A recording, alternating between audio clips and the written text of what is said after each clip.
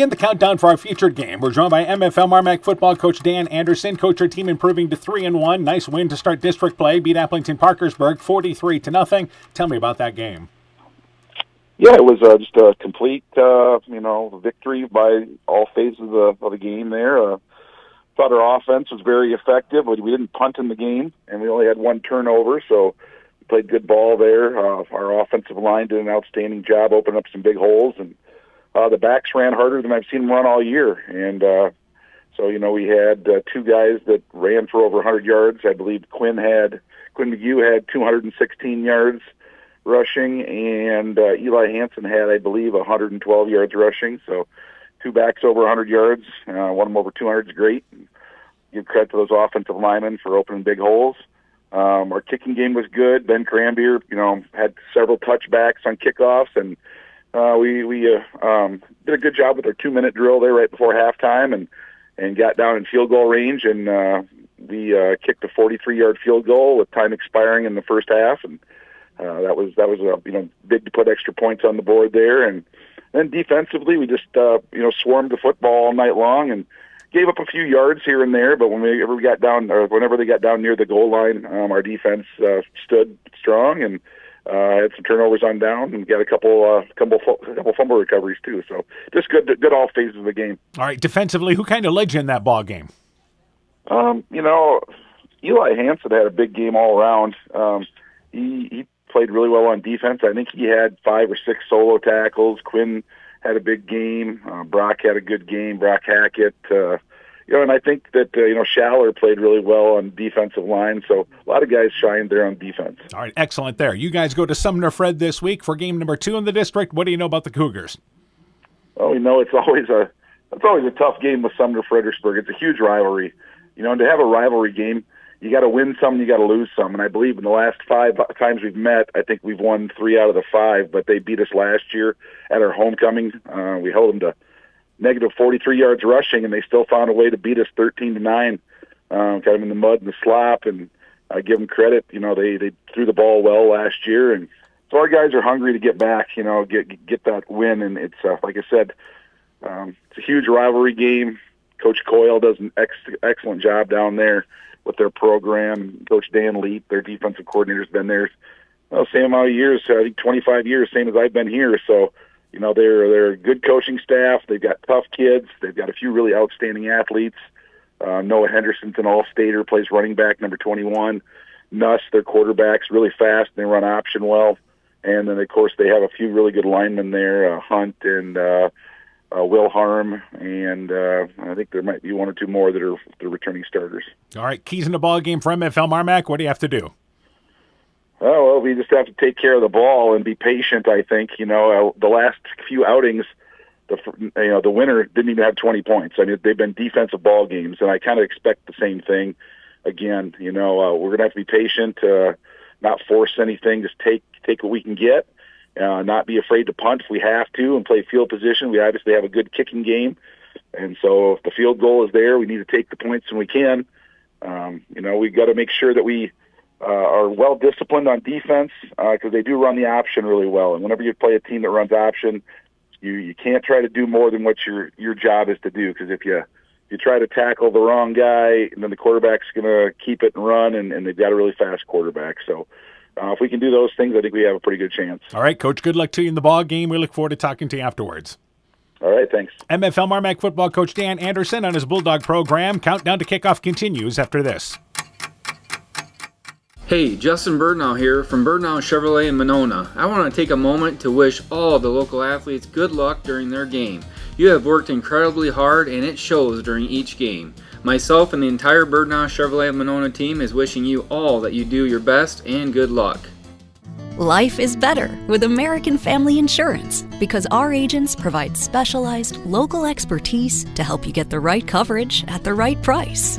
We understand that farming is at the heart of what you do, and we want to help protect what you've worked so hard for. Let's build the policy your farm deserves. Contact Julie Depke, agent, at 205 South Main Street in Elkader or call 563-245-2366. American Family Mutual Insurance Company SI and its operating companies, 6000 American Parkway, Madison, Wisconsin. Epic Wear. Get personalized clothing for your school, your team, family, friends, business, or any event. Epic Wear has a huge range of customizable apparel, trophies, and awards. They offer free design help or design your own apparel at getepicwear.com, and you can even set up a free website for your fundraiser. Epic Wear, walk on. Call 563-568-2301 to place your order today. When making up a to-do list, don't forget to include servicing your car at Edie's AC Delco Service Center in Garnavillo. Your car should have the best care, and Edie's will make sure of it. Stop in or call 964-2186 to make an appointment. Tires worn out? Well, Edie's can replace them. Need a tow? Call Edie's at 964-2186. Kay, Lynn, and Todd invite you to stop by and fill your car's tank with fuel at Edie's AC Delco Service Center in Garnavillo. Edie's open 7 a.m. Mondays through Saturdays. Looking for a hassle-free banking experience this summer? Look no further than People State Bank. With our mobile check deposit feature, you can bank on the go from anywhere under the sun. Deposit checks using the People State Bank app and your smartphone's camera. Simply endorse the check with your signature, the words "for mobile deposit only," and your account number. Deposit done in seconds, leaving you with more time to enjoy the sunshine. Experience the freedom of banking at your fingertips with People State Bank. Download our app today and make this summer one to remember. People State Bank, member FDIC. Scooters Coffee in Manchester offers a variety of coffees, smoothies, blenders, and breakfast food products served all day long. Scooters Coffee offers fast and friendly service, too. In a hurry? Use the Scooters Coffee app to order, pay, and earn rewards. Simply stop at the drive-thru window and pick up your order. Scooters Coffee is open Monday through Saturday, 5:30 a.m. till 8 p.m. and Sunday, 6 a.m. till 8 p.m. We look forward to seeing you at Scooters Coffee in Manchester. MFL MarMac Football is brought to you in part by Sincerely Yours Interiors by K in Monona, M's Machine and Manufacturing in Monona, Ashbacker Building Supplies in Rossville, Bruins and James Insurance, your Grinnell Mutual Agent in Monona, Innovative Ag Services in Elkader, Monona, and Waukon, Elkader Chiropractic Center, Dr. Jamie Hammersland, and Guttenberg Municipal Hospital and Clinic. Check out career opportunities at guttenberghospital.org. You're listening to MFL MarMac Football from KCTN Sports. We continue the countdown to kick off our featured game. We're joined by Sumner-Fredericksburg head football coach Jacob Coyle. Coach, your team now 2-2. Dropped a ball game last week to a pretty good Dyke New Hartford team. Tell me about that game. Yeah, we ran into a buzzsaw with Dyke. We knew they were going to be very good.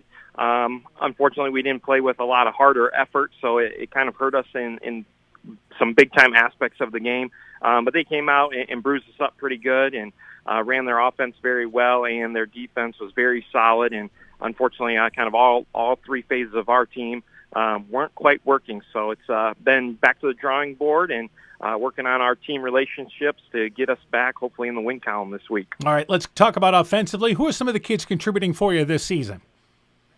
Yeah, Tatum Nuss, our quarterback, he filled in last year through the playoffs for us as our starting quarterback last year got hurt. He's a tremendous talent, fast kid, makes quick decisions in our option game and then through the air. Big back and Noah Henderson, all-state player from last year, has been carrying the ball pretty well for us this year. And then I would put all five of our offensive linemen on there, very solid in the pass protection, that's for sure. Getting a little bit better in the run game. But those guys, Callan Wilharm, Ethan Hunt, Gavin Trask, Cruz Hammond, and Tate Jones have been a huge asset to our team, not only on the field, but off it as well. All right, on the defensive side, some of the big contributors. Yeah, same guys we kind of talked about. Tatum's been all over the place. We've got Noah, again, that's doing very well. Young guy, and Liam Steggy had a really good showing against Dyke New Hartford. Our D-line, kind of talked about those same guys on the offensive line. They've always been kind of our workhorses. But a new guy that's been shining some pretty good light on himself at corner is number 10, Owen Schoonover. And then Ty Van Englenberg is a studier. He studies everything, so he's been a very vocal piece on our defense as well. Turning our attention to MFL MarMac, what do you know about the Bulldogs? Well, Coach Anderson always has them prepared very well. They've had a lot of success in the past 5 to 6 years. They lost a lot of guys, similar to us, from the previous season. Obviously, making the championship game last year for them was outstanding. We know they're going to be excited as we beat them last year on their homecoming.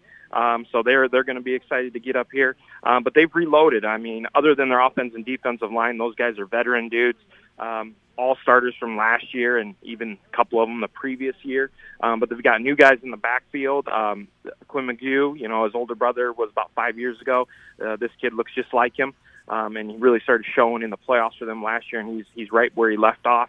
But I mean, their biggest thing that you got to be aware of is their offensive line and defensive line. So they play very well together. So we're going to have to try to neutralize them as best we can. Keys in the ball game for Sumner-Fred. What do you have to do?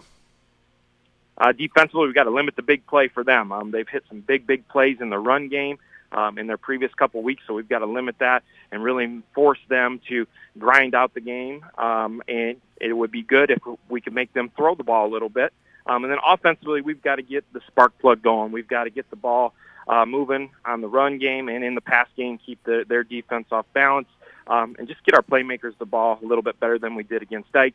And then special teams, that's where I think we benefited the most last year against MFL, was flipping the field against them, being very sound in our special teams, and making some big plays, big returns, even some big key punts last year against them as well. So keeping that advantage on our side would be huge as well. All right, Coach, good luck to you in the ball game. We look forward to talking to you afterwards.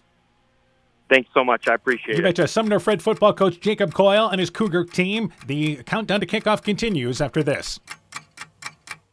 It's back to school time and the fall sports season is underway. Hi, this is Dr. Jessica Wilkie from Family Dentistry Associates of Monona, and I am excited to announce the addition of Dr. Chase Bruner and Dr. Daphne Hafler to our team. Dr. Bruner, Dr. Hafler, Dr. Foey, and myself are welcoming new patients as we cheer on all our area student athletes this fall. We look forward to seeing you at your next dental appointment. Family Dentistry of Monona, where health-changing smiles are created. Brought to you by locally owned and operated NEAT, proudly providing high-quality internet, television, and telephone services at the speed of light to businesses and homes in Northeast Iowa. NEAT also provides computer and network services as well as business phone system sales and service. For more information, visit NEITEL.com or call 877-638-2122. NEAT, connecting you now. Northern Country Co-op and Viafield are now Nexus Cooperative, your full-service ag partner, supplying all your agronomy, energy, feed, grain, and lumber needs. Our highly knowledgeable and experienced team utilizes the latest technology in feed manufacturing, agronomy services, precision ag, plant and animal nutrition, energy products, and grain marketing to keep our customers ahead of the rest. Stop in today at any of our 26 locations across northern Iowa and southern Minnesota, or visit us online at nexus.coop. Edgewood Auto and Towing is an automotive repair shop, tire dealer, and 24/7 towing service with mobile tire repair service to get you back up and going either on your farm or on the road. Also offering full service work on all autos and semis, Green Mountain Grills, Grizzly Coolers and Cups, and Edgewood Sweatshirts. Check out their current tire rebates by calling 563-928-7333 or stopping in to Edgewood Auto and Tire for complete terms and conditions. Stronger, farther, faster. It all starts with good nutrition. Clayton County Farm Bureau is proud of our livestock farmers who provide high-quality protein needed to fuel our young athletes. The ultimate pre- and post-game fuel-up can be found in meat and dairy foods grown right here. Meat and dairy are natural sources of essential vitamins that support health, energy, and performance.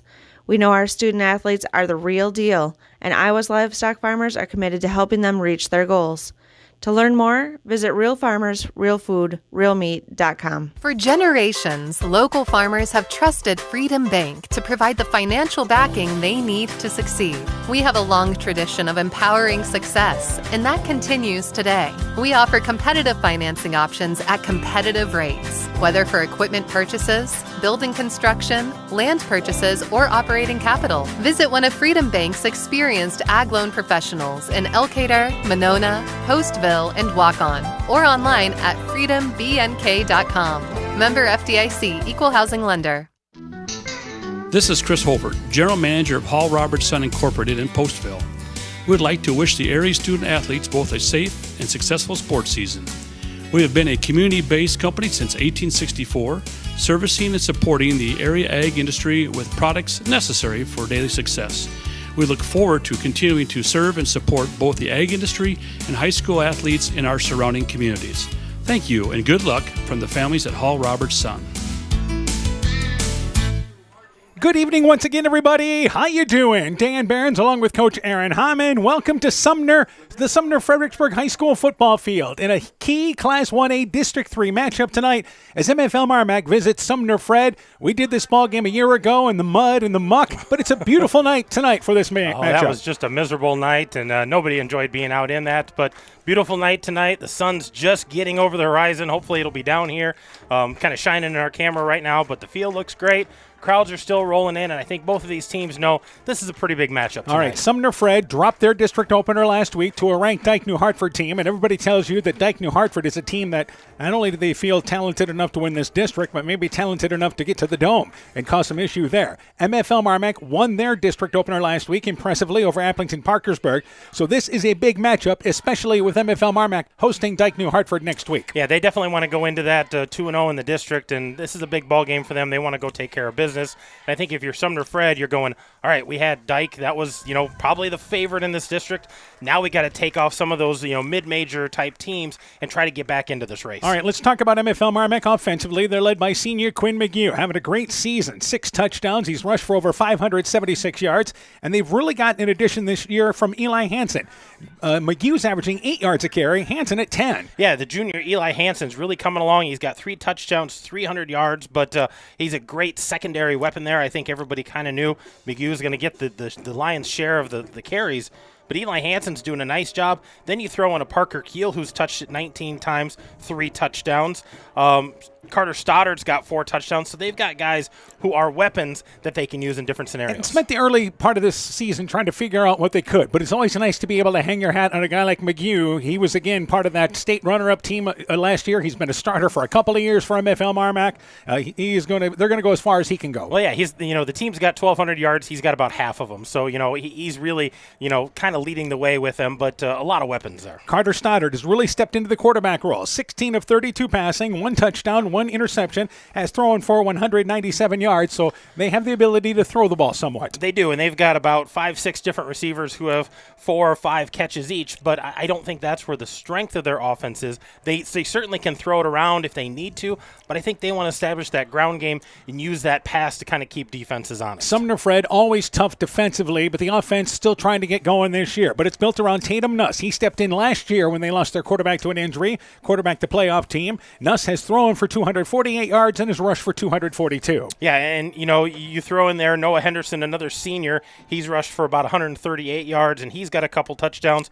But after that, it's not a lot of strong offensive players, not a lot of stats being put up, and that's, I'm sure, something that they took note of and worked on this week. Hey, we got more guys that have to contribute, and we got to put it in the end zone. And again, they have faced a tough schedule to this point. They've got a loss to North Fayette Valley, so they're 2-2 on the season, and then that loss, as we mentioned, to Dike New Hartford. So this is a big matchup tonight here because for Sumner-Fred, you figure you got 2 of the top teams off your schedule the rest of the year and could set themselves up here with a win tonight to stay in that top 2 position. Well, and if you want to look ahead, which a team never wants to do, but after this week, they have Denver at home. So, Denver kind of up and down right now, but a talented team. So if you can get a win out of MFL MarMac, that makes that game with Denver look a lot more enticing for them next week. And remember, MFL MarMac actually lost this game last season, as we mentioned, 13-9, but still ended up winning the district. So that was a case where they had to play the rest of the season, fighting every week, the final 4 weeks of the season to keep their playoff hopes alive, and things worked out for them. Yeah, every game after that was,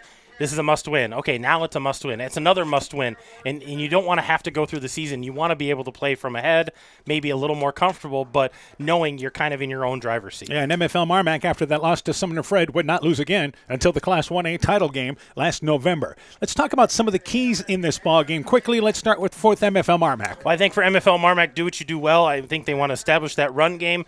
Defensively, I think they want to give different looks to Sumner-Fredericksburg. If you've got an offense who's struggling, take something away, kind of make some changes, take something else away, and make it difficult for them to get anything established. For Sumner-Fred, it's about getting the offense going. I think we figure that they're going to be strong defensively, as they always are. Can the offense keep track in this game? Yeah, I think the defense is going to kind of keep it, manageable. MFL MarMac is tough to stop, but I think the Sumner-Fredericksburg defense is going to be there, and they need to be. But I think it really falls on that offense. You got to produce. You have to put some points on the board and at least keep this game close. If it gets out of hand, they aren't built for, throwing the ball a ton and trying to play from behind. All right, as far as turnover-wise, Sumner-Fred has forced 6 turnovers this year, so halfway through the season doing pretty good in that side. And, of course, Tate Nuss in the secondary has 2 interceptions to lead that. And for MFL MarMac, they, as far as interception-wise, have just 2 this year, and that would be from Eli Hansen with an interception, and also Coda Warrington has an interception as well. And as far as the defensive leaders for Sumner-Fred, Tate Nuss actually one of the leaders in tackles, but Reese Land is the senior leader for them tackle-wise. And for MFL MarMac, of course, well, Quinn McGee and Brock Hackett doing a great job as far as tackle-wise this year. Well, and I'd throw in there, Keith Anderson and Braden Gordon, in the middle of that mix, doing a nice job for them well. And Gordon's got a sack on the year, which always helps with your defense as well. And MFL MarMac, we mentioned early this season, was still trying to figure things out. And I think they've discovered who they are as a team, and it's basically what they can rely on here as we continue towards this now later part of the season. Well, we kind of talked about it at the end of last season. They had a lot of skilled players that they were going to have to find replacements for, step into their shoes. But we knew that they had a nice line. They had a lot of guys in the trenches who were still there. They just needed to figure out the guys who were going to run behind them, and they're starting to get to that point. And that's obviously good news for MFL MarMac. They're just about ready to start the national anthem. So if we can, we'll try to get in the starters, and let's start with MFL MarMac. First off, right tackle Aiden Schulte, senior, 6'4", 335 pounds. The right guard is Avery Thornton, a senior, 6'2" and 250. The anchor of the line on offense, center Will House. He's a junior, 6' and 280. The left guard, Braden Gordon, a senior, 6'1", 210. The left tackle is Cade Humble. He's a senior, 6' and 240. The tight end, Hunter Christofferson, a junior, 6'2" and 220. The wingback, Parker Keel, a senior, 5'11" and 160. Brock Hackett starts as a wingback. He's a senior, 6' 175. Quinn McGee, the fullback, 6' senior, 185 pounds. Eli Hansen is the junior running back. He's 6'3", 185. Carter Stoddard is a senior, the quarterback, 6'1", 180 pounds, and a left-handed, by the way, quarterback. 8 seniors, 3 juniors start for MFL MarMac on the offensive side. Defensively, Gordon and Stoddard play outside linebackers. Hackett plays an inside linebacker. McGee and Hansen play in the safety roles. Parker Keel also is a cornerback, but the other starters are nose guard Tyler Eckert, a junior, 6'4", 260. Defensive end Will House, a junior, 6', 280. Austin Schaller is a defensive end, a senior, 6'1", 200. Keith Anderson, one of the leading tacklers at the inside linebacker spot, is a senior, 5'9", 155. And Coda Warrington is your other junior starter at 5'8", 150 pounds. There's your starters for MFL MarMac offensively and defensively. We have a chance to continue with the Sumner-Fred starters now. On the offensive side, offensive tackle is Kellen Wilharm. He's a 6' senior, 220. The offensive guard, Gavin Trask. He's a 6' junior, 240. Tate Jones is the center. He's the anchor of the line, a senior, 5'9" and 215. The offensive guard is Ethan Hunt, 5'11", senior, 225 pounds. The offensive tackle is junior Cruzy Hammond. He's a 6'5", junior, 185 pounds. The wide receivers are Joe Kronicke along with Ty Van Engelberg. Kronicke is a 5'10", senior, 155. Van Engelberg a senior, 6' and 180. Travis Smith starts at a running back spot along with Reese Land, Noah Henderson, and Tatum Nuss, as Engelberg is 6', 180. Smith is 5'8", 195. They're both sophomores. Land is a senior, 5'9", 185. Henderson, a senior, 6', 200. And also Nuss is a senior, 6', 180 pounds. And as far as defensively, the other starters are defensive end Adam Treptow, 6'1", senior, 175. Liam Staggy is a weak side linebacker, 5'8", 165, and a sophomore. Owen Schoonover is a senior, 5'10", and 155. Trask plays a defensive end. Wilharm and Hunt D tackles. Henderson and Land are linebackers. Van Engelberg, Kronicke, Nuss, and Schoonover in the secondary. We'll take a break. Opening action coming up next. When I started out in the car business, my dad gave me some good advice. Hi, it's Forrest Brown with the Brown's family of dealerships. What my dad told me is when you sell someone their first car, you need a good sales department. But if you expect to sell them their second, third, and fourth car, you better have a great service department. Visit any one of the Brown's family of dealerships in Guttenberg, Elkader, West Branch, or Victory Ford in Dyersville and find out why Brown's is your hometown dealer, no matter where your hometown may be. Hey sports fans, take a time out and call Garms Financial Services. Their team of agents can show you how to save money on all your insurance needs with Grinnell Mutual. Whether you need auto, home, farm, health, crop, or business insurance, Garms Financial Services has you covered. You'll also receive quality protection, expert advice, and local friendly service. Call Brian Buchenhagen, Cheryl Wagner, Emily Bazin, or Kayla Olson today for a free competitive quote. Garms Financial Services in Elkader, your trusted choice agency. Top Gun Customs knows that the insurance company wants you to do all the work for them. They want you to download the app, take the pictures, upload them, then they want you to accept the paltry check they think will repair your vehicle. No, no, no. Top Gun writes an accurate estimate, takes the photos, and explains the repair process to you. Let Bob and the guys take all the worries out of your repairs. Call Bob or Nancy at 563-964-9899 at Top Gun to schedule your repair today. Welcome back to Sumner. Just about ready for the kickoff for week number 5 of the high school football season. We step across the halfway point of the season. Remember, we just play 8 regular season games, and the teams that don't make the postseason can play a week 9 game if they're interested. But we actually start the postseason with the week number 9 games for those teams that make the postseason. Updates on a number of games tonight. Clayton Ridge is at Maquoketa Valley. Postville is at Bellevue. North Fayette Valley entertaining Osage. It is Starmont hosting North Cedar. Edco entertains Lone Tree, and also an 8-man Central and Waterloo Christian are playing at the Unidome. Fast track for that 8-man game tonight. We'll have updates on all of those games for you tonight on KCTN. Keep an eye on the North Fayette Valley Osage game. That's an early season 2A district matchup there. Well, and every one of those games, Dan, we're in that season. Every one of those games is a homecoming game, except Central, the Dome. We don't have a homecoming here. I think they got theirs next week, but it's that time of year, so every one of those games, crazy things happen in homecoming week. And for us, this is a rarity. We're going to miss out on homecomings this year. I think we're going to miss them all. Yeah, which is a rarity. We usually, even last week at Walk-On, it was homecoming at Walk-On it was, but they didn't do any of their ceremonies or stuff during the football game. Everything was done the night before. So MFL MarMac, a visiting team wearing the white bottoms and tops. They've got the Bulldogs across the front, the blue numbers there with the yellow trim. They have the blue helmets, yellow stripe down the middle, numbers on one side, clean on the other. For Sumner-Fred, wearing their dark navy home uniforms on top, they've got the white pants with the striping on the side. They, of course, have those dark navy blue helmets with the Sumner-Fred logo on the size of their, side of their uniforms. Jacob Cowley is the head coach of Sumner-Fred. Dan Anderson is the head coach for MFL MarMac. And this has become a pretty good rivalry here the last 5 years. It has. You know, MFL MarMac, when they started having some success, their little success going on over here at Sumner-Fredericksburg, and they kind of earmark this one. They know, hey, we got to travel there, or they're going to come to our place, and they're ready to go for this. I think both of these teams know that this is a big matchup tonight. And MFL MarMac has been looking forward to this ball game since last year. And speaking of homecoming, that was a homecoming loss for MFL MarMac in that game.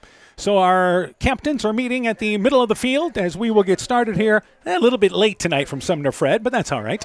Our umpires for tonight's ball game, James Roberts is our head official. Glenn Schneider, Dean Deitmeyer, Kelby Bergman, and Tim Tierney are our officials for tonight's ball game. MFL MarMac won the flip, but they decided to defer to the second half. So Sumner-Fred will be getting the football to start this matchup today. So for the, once again, Bulldogs, they'll set to kick it off. And one thing we ought to mention, special teams could be huge in this game. Neither team has lit the fire as far as special teams-wise, but MFL MarMac has a great kicking advantage. They do. They've got a great kicker, number 22, Cranbeer. He's 11 of 13 on extra points, 2 of 3 field goals. His longest is at 43. I was talking to Coach Anderson beforehand. He goes, hey, 50 and in, we might kick it. So he's got the leg for it. They're not afraid to do it. Yeah, hit the game winner against Crestwood in week number 1 and then added a field goal last week as well. So Cranbeer to launch it away from the 40-yard line. Our sun has tucked under past the hillside far away to the east. And it will be, again, Bulldogs launching things off back deep to receive for Sumner-Fred. You have number 21 back there along with number 11. And number 11, of course, is Travis Smith. Number 21 is Noah Henderson. It is Smith to the far side, Henderson to the near side. Beautiful night. Thanks for joining us on KCTN FM 100 and live video on the KCTN YouTube channel available at kctn.com. We are on the visitor side. Bulldog fans right beside us. Sumner-Fred, a great crowd on the opposite side as well. Cranbeer's kick, it is a high kick, but is returnable, and it's picked up by Smith just outside of the goal line. He brings it right side to the 15-yard line, tries to find a hole, but it's quickly closed down, tripped up at the 18-yard line, and it's first down and 10 yards to go. Special teams-wise, it was once again, MFL MarMac. Kyler Nearing getting down there was the first Bulldog to trip up the runner, and this is where the Cougars take over just inside their own 20-yard line. Yeah, that was a nice kick there by Cranbeer to get that down pinning them deep there and not quite able to get out to the 20. So we'll see what Sumner-Fred comes out here to do to start with their first possession. First down, 10 yards to go. This is our first look at MFL MarMac this year, the heart of their schedule. Sumner-Fred spreads things out. Tatum Nuss is the quarterback, a senior. He's got 2 receivers to the left. They send it back in motion, in land, and they swing it left side. The pass is complete. Quick hit play, completed to Joe Kroenke. Kroenke brings it outside the numbers on the far side, 30 to the 35-yard line. Swing pass to the left, and positive yardage for Sumner-Fred as they move it 16 yards. Yeah, nice little swing pass just to see what MFL MarMac's going to do defensively, and Kroenke able to get outside of that. Good first completion there for Nuss. So they operate from the left hash mark. Again, Sumner-Fred, more of a tight formation this time when they line up with a double wing set. Nuss this time works out of pistol with their receiver to the left. They run the football left side, and it is Land. Land runs right into the heart of the MFL MarMac defense, right on that left hash mark, maybe across the 35. We'll say to the 36-yard line, a pickup of 2, and it's going to be second down. We'll call it 7 yards to go. Give him 3. Yeah, they just a little dive play right off of the tackle or right off the guard there, and able to fall forward about 3 yards. So second down, 7 yards to go, just underway. Receivers split left and right, and again, double wing set. And once again, on a pistol, it is going to be Nuss to throw the football again. Rolling right, trying to buy some time, flushed out of the pocket, brings it near side, and he's going to tuck it and run. 40-yard line, gets in the sideline area, in the MFL MarMac sideline area, makes a defender miss at the 45, then pushed out of bounds at the 48-yard line. So a slow developing play, but everybody going down the field and coming back for MFL MarMac to make that stop was number 52 and Keith Anderson, but a good run by Nuss. And that's going to go down for 11 yards for Nuss, but great patience shown by Nuss, waiting for those routes to finish, checking down, not able to find anything, and then doing a nice job of picking up the first down. He truly is a double-threat quarterback. So 4 receivers spread out this time, and they run it with the fullback this time, the lone back in the backfield, back to the 49-yard line, and carrying it there up front for Sumner-Fred, I believe was their H-back in Travis Smith. We'll try to double-check. It's actually 21, Noah Henderson. Noah Henderson, you bet. So Noah Henderson with a gain of a yard as he was lined up as the deep back in that formation. So second down, 9 yards to go. Bulldogs locked in on the run here early. Yeah, they really want to take that away, but great coverage on that pass play the last time. But again, nobody's spying on the quarterback, and you got to do that with Tatum Nuss. Second down, 9 yards to go. 2 receivers to the right. They send a receiver in motion, and Steggy from left to right. They run the option left side. It is Nuss. Going to keep it inside Bulldog territory. Now bounces outside the numbers. 40, 30, down the far sideline, and tripped up by Keel down at the 10-yard line. It was actually Stoddard who makes the play. But Nuss ran the option, made the right call, tucked it in for a boot around the left, and it's 1st and 10, a big play for the Cougars. Yeah, they're going to get down to the 20-yard line of the Bulldogs, and that was a great run. That's going to go down for, it looks like 31 yards. So they move it from the 49 down to the 20-yard line. Cougars threatening on their opening series. Receivers split left and right. Double wing set once again. And Henderson behind the quarterback in, once again, Nuss. They run it inside in number 22, Reese Land. Again, between guard and tackle left side, inside the 20, down to the 19-yard line. Maybe a pickup of a yard. At MFL MarMac up front making the play there. Austin Schaller, the defensive tackle. Second down, 8 yards to go. Give him 2. Yeah, just a short gain there. Just trying to go, again, inside of their blockers. And every time they bounce it outside, they've had success so far. So, again, same formation, but double wing back. And they're going to, with Nuss, run the option, speed option, right side, trying to get to the corner. He does. 20-yard line, inside the 15. Pushed out of bounds inside the 10 by Eli Hansen. And it's 1st and goal for the Cougars as Nuss, who ran for 31 yards left side, goes right side to set up 1st and goal. Yeah, 11-yard gain there to put them on the doorstep. And real quickly, he's got himself 50 yards on the night. And you can see that Sumner-Fred having success getting to the edges, not so much in between the tackles. So first down, 10 yards to go, 2 receivers to the left, single receiver to the right, Henderson behind Nuss in the backfield. And on 1st and goal, Nuss to throw the football, has time, plenty of time, now flushed out of the pocket, rolls left side, looking in the back of the end zone. He's got a receiver open, but it is overshot. It is incomplete on the far side of the end zone. The pass intended deep left side, I believe for number 17 in Ty Van Engelberg. Incomplete, and it's 2nd and goal. Well, and Nuss didn't see him, but his running back kind of leaked out of the backfield. He was wide open on the left-hand flat, did not see him the first time through. It was actually Owen Schoonover, number 10. Schoonover, number 10, is the intended receiver as he checks out. So 2nd down and goal from the 8-yard line. Again, you have three receivers leaning to the left. In the backfield is Land, and they snap it back. Swing pass left side. It is caught. That's Kroenke. Kroenke brings it left side, goes in for the score. Touchdown, got it. Swing pass to the left side. An impressive opening drive by the Cougars. They go 82 yards, and they strike first, leading 6-0. Yeah, that was a nice pass, and good job by Kroenke, just kind of sitting down right in the flats, able to turn upfield and step in, no problem. 8-yard touchdown. An impressive first drive there by the Cougars. Ends in 6 points. You talk about wanting to start this game out on the right foot. Sumner-Fred, a team that is just getting itself on track offensively.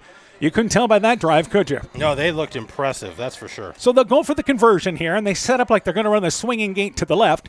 MFL MarMac lines up defensively to see how they defend this. And Sumner-Fred here will snap it, and it's a short formation on the right side. Nuss runs the option, brings it between the two defenders, and slides in for the 2-point conversion. Great read by Nuss. They ran it out of the swinging gate. So with 9:25 left in the opening act, Sumner-Fred 8, MFL MarMac nothing. The Woodland Eye Clinic in Elkader and West Union are proud sponsors of high school sports. We are committed to bringing our patients the highest level of total eye care with detailed one-on-one attention. Our offices offer the newest technology and equipment with a professional team of experienced staff that is committed to you. Call us today for your next total eye care appointment. The Woodland Eye Clinic in Elkader and West Union supports all of our local athletes taking the field or court this season. We are happy to announce we are once again performing cataract surgery right here at home. This is Jessica Jones, surgery supervisor. We welcome Dr. Cancel from Gunderson, who performs this surgery monthly at our local surgery suite and holds consultations at Gunderson Eye Clinic, Waukon. Dr. Cancel is a wonderful addition to our surgery team, and we're so happy he's here. Call us today for more information. Exceptional caring people, Veterans Memorial.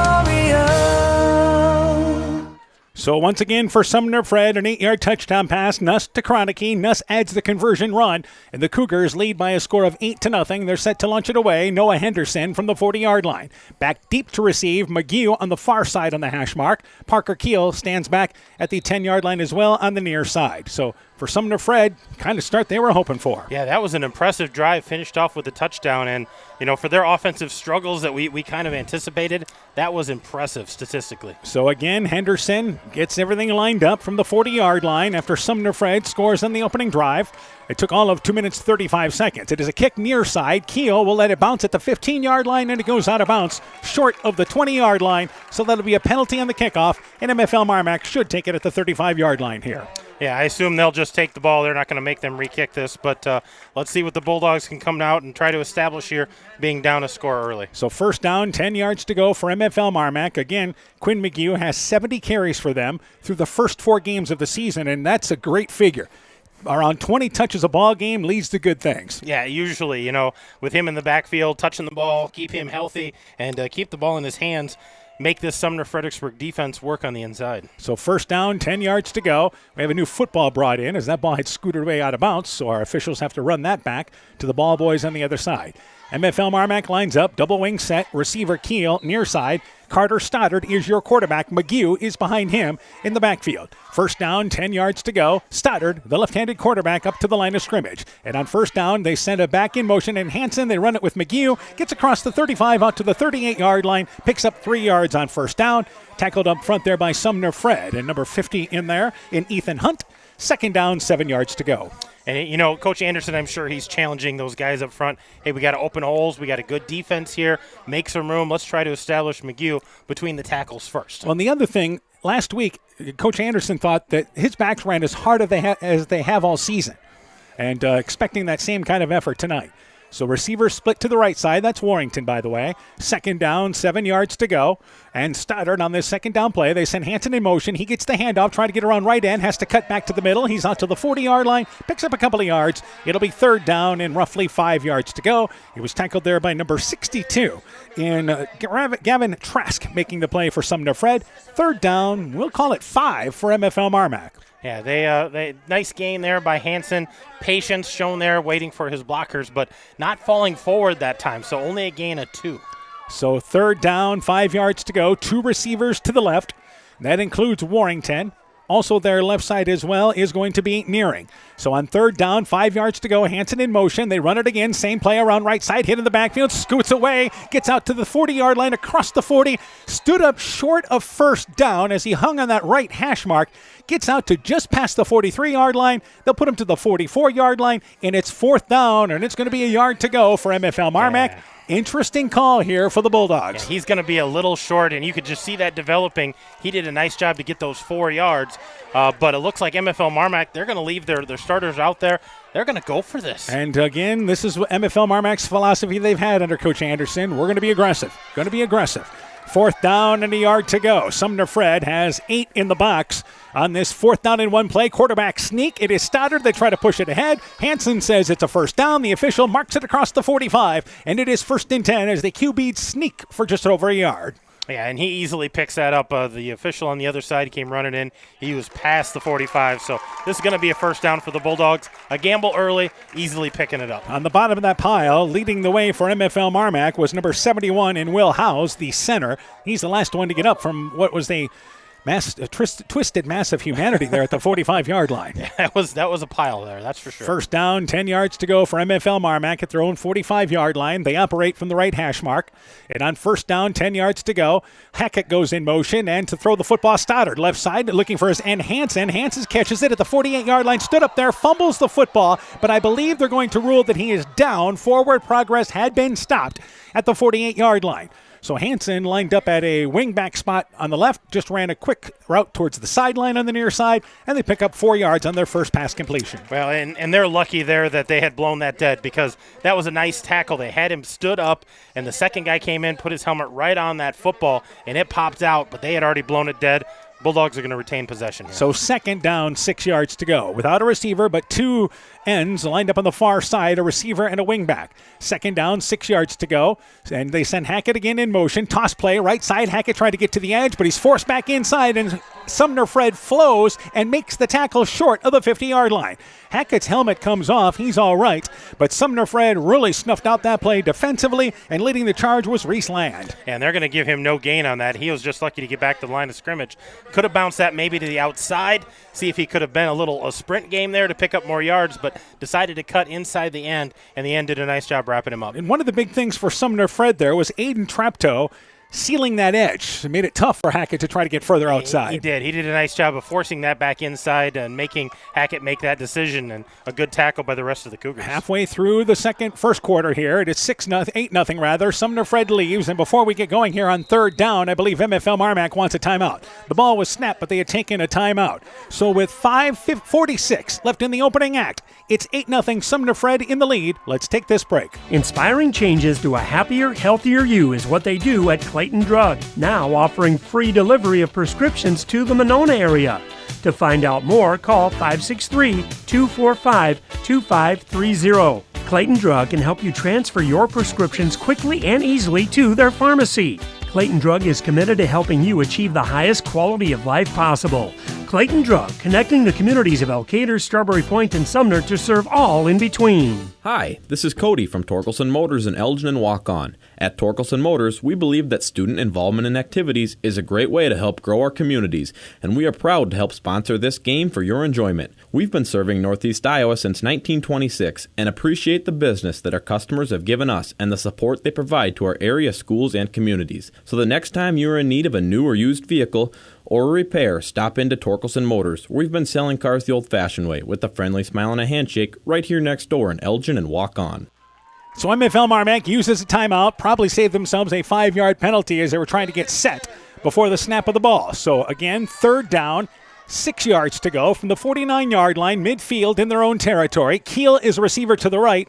Otherwise, it's a double wing set. And on 3rd and 6, they send it back in motion, but go to McGee up the middle. He's got a hole inside the 45-yard line, lowers the shoulders and goes inside the 40 to the 38-yard line. Power from Quinn McGee, and it's 1st and 10 for the Bulldogs inside Cougar territory. Yeah, nice 12-yard gain there by McGee. Good hard running, as Coach Anderson talked about in our pregame. And there you see it, McGee following his blockers and getting upfield. So back to the 38-yard line, or down to the 38-yard line, what ends up being a 13-yard run by McGee. A kid that is sure fun to watch. Remember that game in the Dome last year in the semifinals. Boy, oh boy. 5 touchdowns in that game. He had a great night. First down, 10 yards to go. Keel is a receiver to the left. And on 1st and 10, Stoddard again, they send Hansen in motion. Stoddard gives it to Hansen, trying to get her on right end. He's got Gordon to lead the way. Cuts inside the 35-yard line, leans ahead to near the 30-yard line, and a good gain on 1st down. 7-yard pickup by Hansen, actually got to the edge, and it's 2nd down, 3 yards to go. Yeah, good run there. Patience shown by Hansen as he was following his blocker, and the guard was pulling on that. Great job getting downfield. Liam Stange made the tackle on the left side of the line for Sumner-Fred.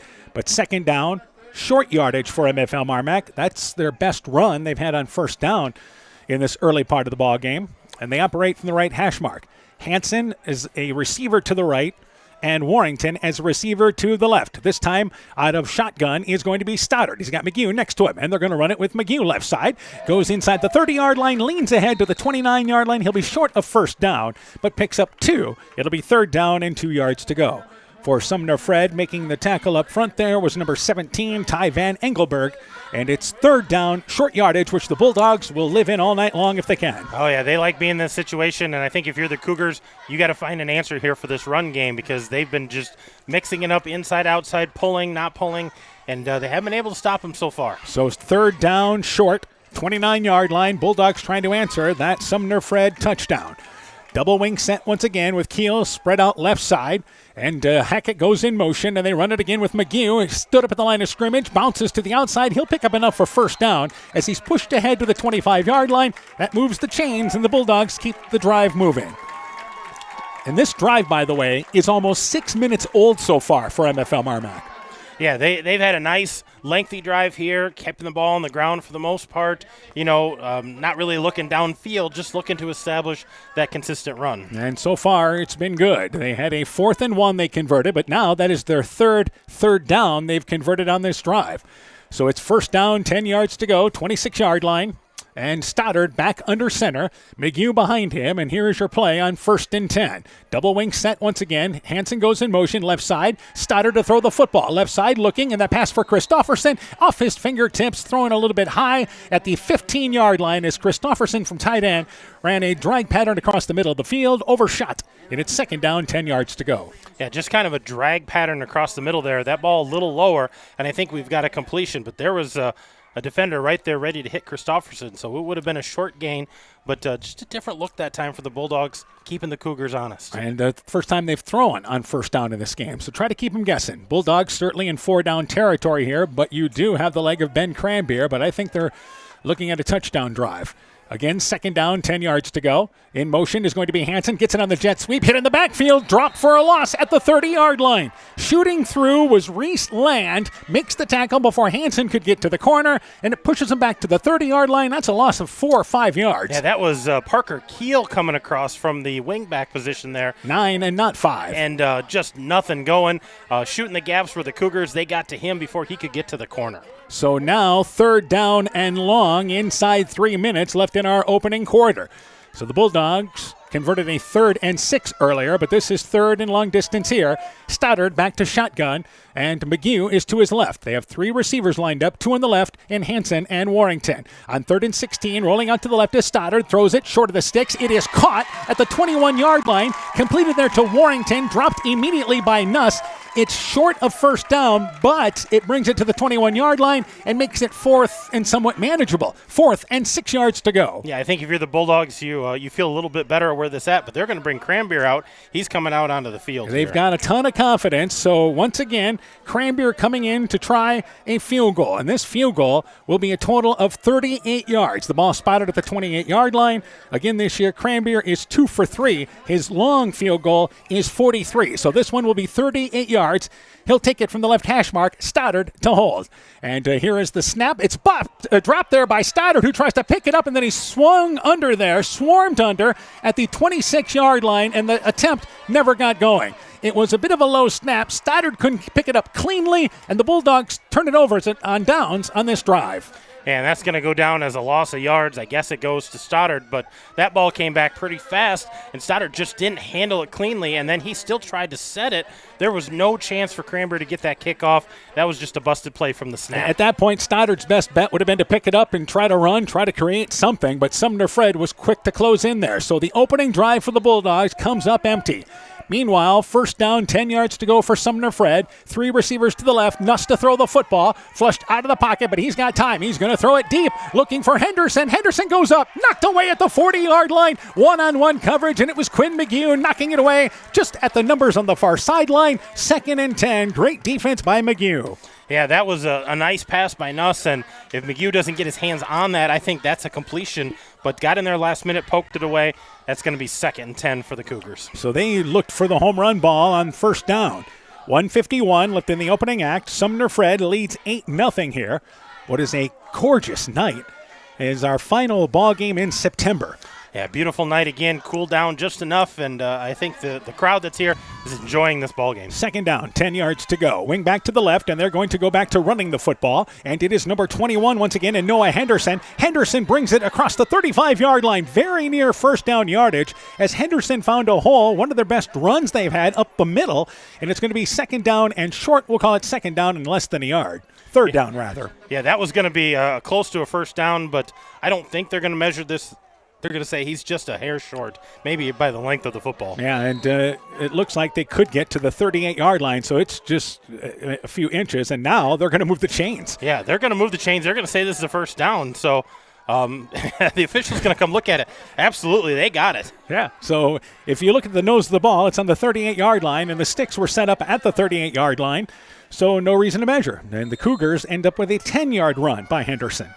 Henderson was the receiver on the first play and then runs it up the middle on the second. Back to Nuss to throw the football again. Steps up, looks over the middle. It is complete. The pass caught there by Kroenke. Inside Bulldog territory, middle of the field, down to the 45-yard line. Just ran an out over the middle of the field, and a big play for the Cougars puts them inside Bulldog territory. Well, we've got a flag, though, behind the line of scrimmage here, so I don't know if this is a late hit or if there was a hold way back here. There is a penalty. It's against Sumner-Fred. Sumner-Fred started to move up towards the offensive side of the ball in Bulldog territory, but our official quickly looked over at the MFL MarMac bench and signaled it is a holding call, which negates a nice strike from Nuss to Kroenke. Yeah, that was a great pass there, and you know, you see one of the linemen there pleading his case, going, "What did I do?"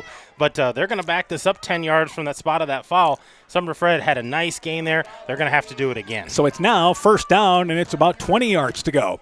So they move it back to the 28-yard line. They have to get to the 48-yard line for first down. We approach 1 minute in our opening quarter. This is the Cougars' second touch here in the first quarter after stopping MFL MarMac on the drive inside their territory. 3 receivers to the left, a single receiver to the right. Nuss runs out of pistol formation. And to throw the football again. Swings it left side, caught by Henderson out of the backfield. He brings it across the 30-yard line, 35-yard line, backs his way outside the numbers to near the 38-yard line. Solid run there on the swing play to the left side, and that'll get that penalty yardage back and make it 2nd and 10. Yeah, that was just a little swing pass. Let Henderson kind of do what he can do with it. And another flag down, by the way. Another flag coming up over there right about the line of attack when he caught that ball. So they, I believe here, will continue to push him back. And I did not see what the penalty was there. It was another hold. So the guy on the end who sprung him must have held as he turned the corner. So they're going to back him up another 10 yards from that spot of the foul. So they have hurt themselves with penalties now, and it's going to put it back inside the 20-yard line. By the time they mark this penalty off, it'll be at the 19-yard line. So this is now 2nd down, and it is actually 29 yards to go. So it's still first down. It is still first down. I guess that's one positive. They're still on first down, but they got a long ways to go. They're way behind the chains. They send it back in motion. Toss play left side. Trying to get to the edge is Staggy. Staggy across the 20-yard line, pushed out of bounds at the 21-yard line. Good pursuit by the Bulldogs. Parker Keel was the first one there. McGee finished things off, and that is a run of about 3 yards. A long ways to go for 3 yards, and it will be now 2nd down in what could be the final play of our first quarter. You saw the Bulldogs do a great job of stringing that out. They brought up the cornerback, brought up the safety. They just kept stringing that out, and number 6 Steggy was never able to truly turn that corner, runs out of territory. Play clock down to 15. The game clock is at 13, and it looks like Sumner-Fred has no desire to snap the ball off here before the end of the first quarter. So we've played one here at Sumner. It is the Sumner-Fredericksburg Cougars leading MFL MarMac by a score of 8-0 at the end of one. Let's take this time out. At Alameda Clayton REC, we provide more than energy. We also provide ideas to help you stay safe, especially during harvest season. If your equipment contacts a power line, back away. When you can't back away, call a radio for help. If you must, jump clear of the equipment. Do not touch the ground and the equipment at the same time. Report power line hazards today. At Alameda Clayton REC, we care about keeping you safe. That's the power of human connections. Alameda Clayton REC, your Touchstone Energy Cooperative. MFL MarMac football is brought to you in part by Community Insurance of Iowa, Hometown Agency, Monona, Auto, Home Business, Crop Farm and Life, Garden View Place in Monona, Nick's Excavating and Kane Construction in Farmersburg, T&K Cahoon, your Napa dealer in Monona, St. Olaf Ag Sales and Service, Grow Logs and Lumber in Elkader, Timber is a Crop, Harvest wisely, Dean Family Chiropractic in Claremont, Meyer Collision and Service Center in Guttenberg and Elkader, and LTI & Sons Water Conditioning, your Connecticut dealer in Postville. So we played one quarter. Sumner-Fred leads MFL MarMac 8-0. Couple of scores. It is Maquoketa Valley leading Clayton Ridge 13-0. Also, it is Edco leading Lone Tree at the end of one, 16-0. And Starmont leads North Cedar in the first quarter, 13-0 in that ball game. Meanwhile, Sumner-Fred has second down, roughly Fredericksburg to go. It's second down, and it is at least a good 27 yards to go after a couple of holding penalties. Yeah, those were costly holding penalties. And that just kind of put them behind the sticks here. And they're going to have to look to throw the ball. I think they can have some success, but I think they got to get back on target here. So second down, a long situation to go, just across the 20-yard line, at the 21-yard line. Again, they have to get to the 48-yard line in MFL MarMac territory for first down. They run the option. Nuss is going to keep it, brings it up the middle of the field, 35-yard line, pushes his way forward to the 34-yard line. Tackled there by Gordon. Also there as well was number 52 in Keith Anderson. Solid gain, but now it's third down, not quite so forever, but third down and still plenty long. Yeah, still a long ways to go, but I think got a little breathing room there, make it a little more manageable, but still a big third down here for the Bulldogs as well. Try to get a stop here and slow down the Cougars. So it's third down. We'll call it 20 yards to go, and these are the types of situations that Sumner-Fred trying to avoid. Receivers to the left, two of them, and they have one to the right. And this time, Nuss will operate out of pistol formation. So third down and forever for the Cougars. Back to Nuss, looking to throw the football. He's got time, looking long, and he's looking down the field for Kroenke. Goes up for it, but incomplete. Tripped up by Warrington late. He had a step on Warrington, but the ball just overthrown. Great effort by Kroenke on the near side, but it is fourth down, and the Cougars will have to punt. Yeah, Kroenke had a step on his defender there. Ball just a little overhead, and that was going to be a tough catch if he was going to come down with it, but just kind of floated over his head. And it looks like the Cougars are going to set up and punt. And what happened to Sumner-Fred there is this drive just self-inflicted. Yeah, those holding penalties, had a great gain on the ground, came back with a holding penalty, had a great pass play, brought back on a penalty. So just kind of shooting themselves in the foot, and they're gonna have to punt this thing away. Hansen back to receive at the 30-yard line near side, and also back there is Hackett on the far side, and they are at the 35-yard line. Henderson, who averages 38 yards a punt, takes a low snap, digs it up off the ground, and gets a high punt off. A beautiful one here. Hackett is going to stay away from it. It bounces at the 20, then kicks inside the 15-yard line, and it'll slide out of bounds at the 14-yard line.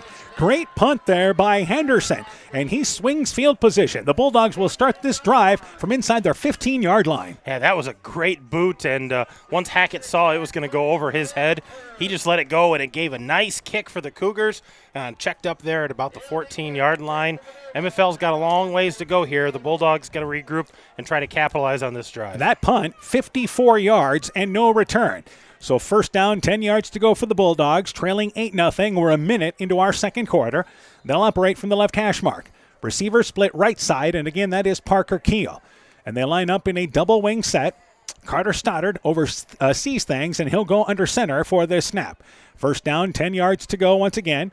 In motion is going to be, this time, Hansen. He gets it, nothing around the corner, so he brings it back up the middle, leans ahead to about the 20-yard line, picks up 6 yards. Good job by Hansen kind of picking that hole there.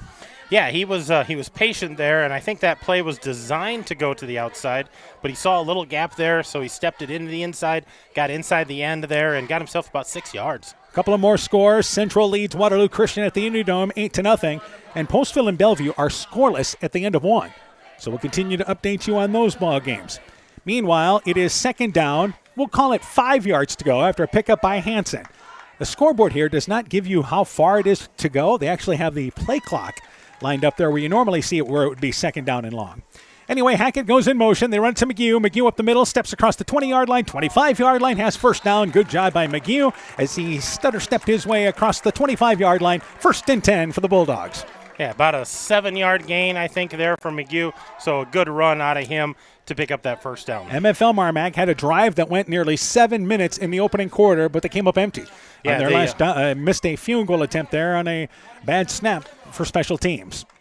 So first down, 10 yards to go. They operate from the middle of the field.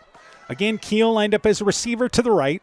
McGee in the backfield. They continue with that double wing set. And on first down, 10 yards to go. In motion is Hansen, and they'll go back to Hansen. Same play. Trying to get around edge. He does. 30-yard line. Brings it across the 35-yard line. Hits the ground. The ball squirts out, but he's down at the 37-yard line, very near a first down. Hansen was trying to pick his hole, then realized there's more room to run to the outside. Yeah, he once he saw that outside, and his defender picked up that end, so he bounced it to the outside. And that's twice now that Hansen had that ball pop out at the end of the play. He needs to tuck that away when he's going to the ground. They can't afford a turnover right here. Our officials, they're near the sticks on the far sideline. They're not going to bring out the sticks. They realize it's just short of first down. So a 9-yard pickup for Hansen, almost got 10 on that play. Left side with the, a 5-yard pickup. So now you have receivers again to the left side now in Keel. Double wing set once again. They send Hackett in motion, and here is Stoddard to throw the football. He's got time. Keel's got to step on everybody. Far side at the 35-yard line. Catches it. Brings it inside the 30 and tackled there. Keel slid past everybody in the secondary. And a touchdown saving tackle by Kroenke. Big pass play for the Bulldogs down to the 30-yard line. Yeah, just broke away from everybody, and Keel had to actually come back for the ball. Otherwise, I think he has a touchdown there. So Parker Keel with the reception there. Keel receiving-wise this year. It's his 3rd catch of the year, but that is certainly the biggest one they've picked up yardage-wise. Yeah, 35-yard catch there, and a big time for that to get behind the defense. You could really see it line up from up here that he was just wide open, lost in coverage. First down, 10 yards to go for MFL MarMac. Hansen in motion. He'll get the handoff again, and he's hit in the backfield, and he's going to be stood up at the 30-yard line. No further place to go. Liam Steggy, the first Cougar to meet him there in that hole. Couldn't bounce to the outside. It'll be a loss of a couple of yards. Second down, we'll call it 11 yards to go at least. Yeah, Hansen was met there in the backfield, and they're only gonna take him back a yard, but he met a host of Cougars there real fast, and he's just lucky to go down to the ground and kind of save himself from going any farther backwards. Bulldogs again, certainly in 4-down territory here. At the inside the 30-yard line, this is their second drive inside Sumner-Fred territory. They came up empty earlier in the first quarter. Keel is a receiver to the right, and they send now Hackett in motion, and they go up the middle with McGee. McGee, he's down to the 25-yard line, bounces to the outside. He's down inside the 20-yard line, finally tackled at the 16-yard line. It's 1st and 10 for MFL MarMac. Quinn McGee gets a little space and able to power through for a first down run. Yeah, that was a good run there by McGee. Gets the first down easily and then picks up a few more yards. So getting them knocking on the door inside the red zone here. We go to the 8-minute mark of our opening quarter. Bulldogs were stopped, as we mentioned, last time they drove inside this territory, trying to cash in here, trailing by a score of 8-0. Double wing set with Hackett and Hansen. They continue in that role. Hackett near side, Hansen to the left side. McGee in the backfield. Stoddard on first down, 10 yards to go with Hansen in motion. And he gets the handoff. Nope, Stoddard's to throw the football. Left side, the pass is caught inside the 10-yard line, completed to Christofferson at the 9-yard line, very near first down yardage as the tight end just ran a drag pattern over the middle. Yeah, they had the ball there at the 16-yard line, and that tight end goes about 5-6 yards deep, drag it across the middle there, and hauls in a nice pass, and looks like they're inside the 10. They're down to about the 8-yard line. Give him an 8-yard pickup on that reception. So second down, 2 yards to go for MFL MarMac. Now inside the 10-yard line, and a pretty impressive drive so far. On the first down, they're going to run it with Stoddard. Nope, up the middle, McGee. McGee to the 5-yard line, picks up 3 up the middle. Nice job by Stoddard selling that fake, but they went with the fullback McGee. It'll be 2nd and goal from the 5-yard line. Yeah, just a steady diet there of running the ball. And I think at this point where you're at with what your line has been doing for you, feed McGue, get him into the end zone. Well, one thing about MFL MarMac this year, you had to replace so many skill position people, but you return the majority of your line. And that is a great place if you have to rebuild with the job they do up front. So 2nd down and goal from the 5-yard line. Now Warrington is receiver to the left, and Hanson and Hackett at the wingback spots. 2nd down and goal. Hanson in motion. They go back up the middle to McGue. Runs into a Sumner-Fred defensive lineman. Then bounces to the outside. McGue brings it right side. Tucks inside the corner of the end zone for the touchdown. McGue bounces near side. It ends up being a 5-yard run. And the Bulldogs back with an 8-6. Yeah, that was a nice read there by McGue. Kind of got bunched up in the middle and bounced off his own defender or his own offender there. But then it was just a sprint game to the corner. The end gave him a nice little chip block to help him get into that end zone. But 6 points, that was a good answer. And despite the fact that Sumner-Fred went for 2 to go up 8-0, MFL MarMac will try the PAT. And remember, 11 of 13 was what Ben Cranberry is this year. So Stoddard to hold, low snap, and it's a busted play. Stoddard has to roll out to the left, trying to save it. Looks in the back of the end zone, and the pass intercepted by Sumner-Fred. And that ball quickly blown dead as it's picked off in the end zone by number 10 in Owen Schoonover. So the conversion fails. So with 6:56 left in the half, 8-6, Sumner-Fred in the lead. Let's take this break. Alpine Communications believes connected communities become thriving communities. We are the local telephone company that became a 21st century communications provider. Alpine provides internet, television, cellular security, and telephone too. We promise personal, timely, reliable service from people who live here. When you choose us, we all thrive. Connect with Alpine Communications today. Click alpinecom.net or call 563-245-4000. Being good at life means getting your finances together so you can focus on the moments that matter most. With over 175 years of expertise, New York Life Insurance Company provides you with benefits you can enjoy while you're, living. So give your local agents, Andrew Reimer or Troy Springer in both Guttenberg and Monona, a call. You can reach Andy or Troy at 563-252-2471. That's 563-252-2471. They can help you and your family be good at life. So MFL MarMac, an impressive touchdown drive. It is Quinn McGue on a 5-yard run, but the conversion fails, and Sumner-Fred still leads 8-6 with 6:56 left in our first half. Cranbeard to launch it away from the 40-yard line, and this is a great kick, but it's returnable, and it's picked up there by Henderson at the 5-yard line. He'll bring it up right side. Correction, it's actually number 11, and Smith. Smith is open on the far sideline and racing down the far sideline now. Keel tried to track him down, slows him down enough to bring him down inside the 30. Great return by Travis Smith, who took it far side from the left hash mark to the far sideline, found some room there, and a big return for the Cougars. Well, and that's a touchdown-saving pursuit by Parker Keel, because number 11 had a lot of sideline there. Travis Smith, he could have taken that to the house, but he got cut off, had to cut it back upfield, and that's where Bulldogs had some help. And we talk about special teams that neither team has had those type of big running plays or big return plays. MFL MarMac used to be known for those, and that was the first real big one that we've had in this ballgame. Well, and Smith, for instance, only averages 14 yards a return, and that one impressive from inside his 5-yard line. So it's first down, 10 yards to go, 65-yard plus return.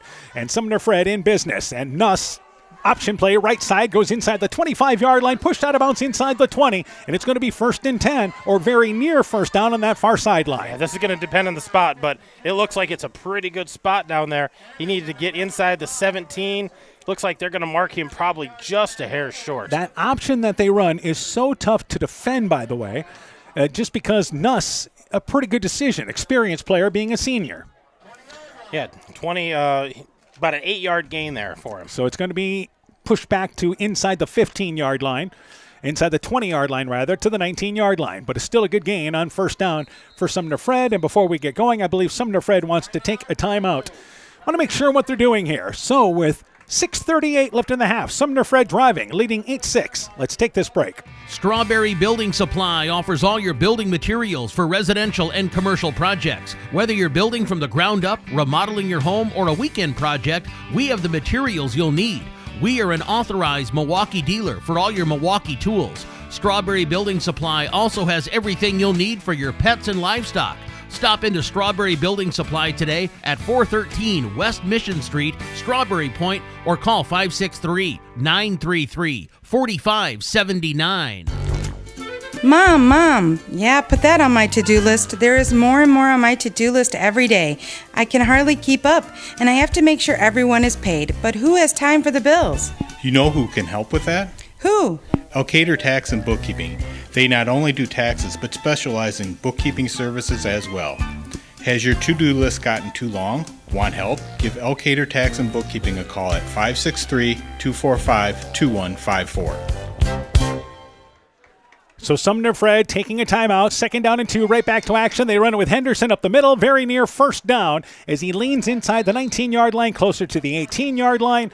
Hanson, one of the Bulldogs there up front, also there as well. Number 52 in Keith Anderson, and it looks to me like it's just short of first down, 3rd down and less than a yard. Yeah, they didn't quite get that 2nd yard that he needed, so they're going to be a little short here. And now an interesting decision for Sumner-Fred. If you're talking about kicking-wise this season, again, they've only attempted a total of 4 PATs this year and have not tried a field goal. And they run an option play. Nuss hit in the backfield, drop for a loss. Shooting through there, number 55, Austin Schaller. Couldn't get to the left side. They lose a couple of yards. 4th down and now 4 yards to go for the Cougars. Yeah, they're going to have him back about 3 yards on that loss. So that was costly there. Now they're looking at 4 and something that's a little more of a head scratcher. And a good job by MFL MarMac defensively because Nuss has had some success on the edges. Yeah, he could have got to the outside there. He had a running back with him, and they're going to go it for it here. Absolutely. 4th down, 4 yards to go. Double wing set. They operate out of pistol formation. Receivers split left and right. Nuss, again, out of pistol. And now I believe MFL MarMac. Nope, it is Sumner-Fred wanting to take another timeout. So we'll keep it here during this timeout as we quickly here have back-to-back timeouts in the middle of just one play. So it's 4th down for Sumner-Fred. You want to be sure what you're doing here. Yeah, 4th down and 4, so it's a little different than maybe 4th and 1 if they would have needed that. But 4th and 4 here, they want to make sure they talk this over. And this is a big play, I think, for both of these teams. If you're MFL MarMac, you got to stop them here. You don't want to get them, let them score and extend that lead. If you're the Cougars, you want to keep driving the ball and keep it in your hands. Another score to pass along. North Fayette Valley has kicked a field goal. Speaking of teams that have a kicker, Lincoln Ashleman, healthy from last week's ball game, kicks a field goal there, and NFE leads Osage 3-0. It is their homecoming night for North Fayette Valley. It is.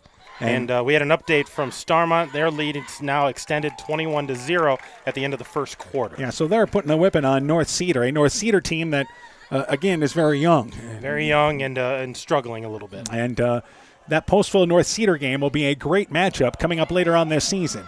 Meanwhile, 4th down, obviously back from the timeout. Same formation for the Cougars at the 20-yard line. And Nuss rolls out to the right, looking to throw the football. Flushed out of the pocket, still running back at the 40-yard line. And he's going to be brought back at the 40-yard line. Forward progress stopped at the 43-yard line. He loses 22 yards. The Bulldogs put pressure and they close it down. And again, Schaller led the charge for MFL MarMac. Well, and he just had no time and nobody open and just kept stepping back, trying to create something, and they shut down all of his lanes. MFL MarMac's going to take over here at midfield. And Nuss kept on going back farther and farther, and MFL MarMac stayed in their lanes. They swing the field position on a huge loss. 1st and 10 for MFL MarMac at their own 43-yard line instead of inside their 20. Yeah, that was a big stop for the Bulldogs there, and Nuss learned real quickly that the Bulldogs had good pursuit. End of the first quarter, by the way, Starmont now leads 28-0. Meanwhile, 1st down, 10 yards to go. To throw the football, Stoddard looking left side in the flat, caught by Hanson outside the 50-yard line numbers. They bring it inside to the Cougar territory to the 41-yard line. Just ran a quick out to the far sideline. Bulldogs having success with the short passes, 1st and 10.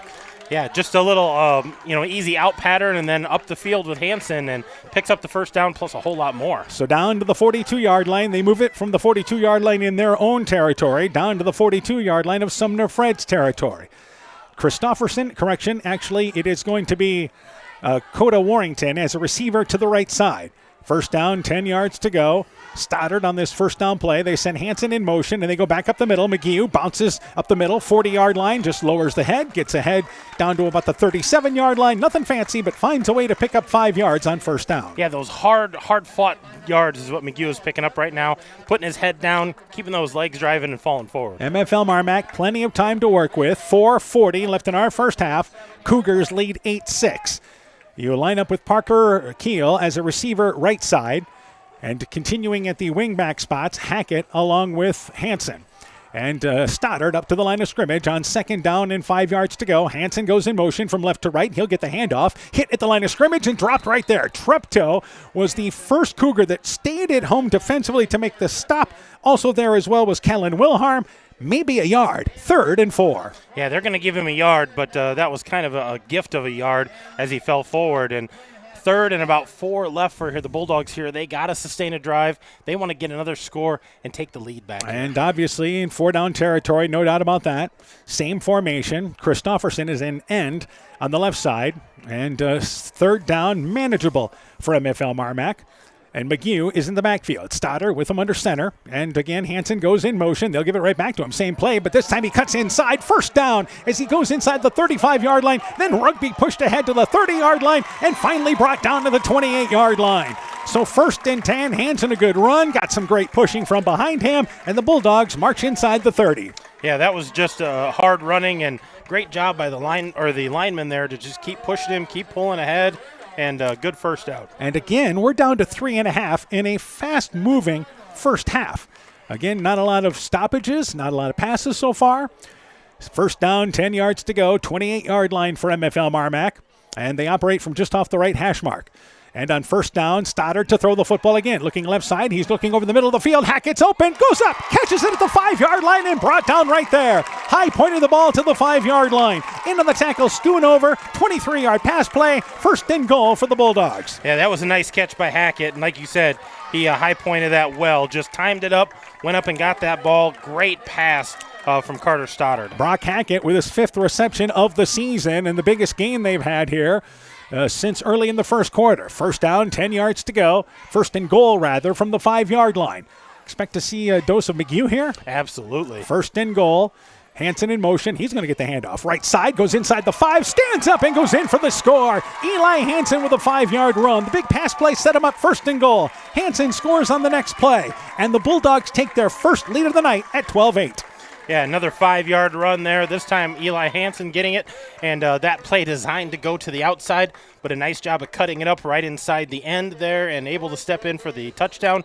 And they're going to set up. It looks like they're going to set up for 2, but Coach Anderson's going to take a timeout here. Cranberry was out there with the tee and looked like maybe he was going to kick the PAT, but I think they're going to think better of it. Yeah, they're going to talk points here. That's what I think they're going to talk about. So we'll take a break. 2-point conversion coming up. 12-8. Bulldogs in the lead. Let's take this timeout.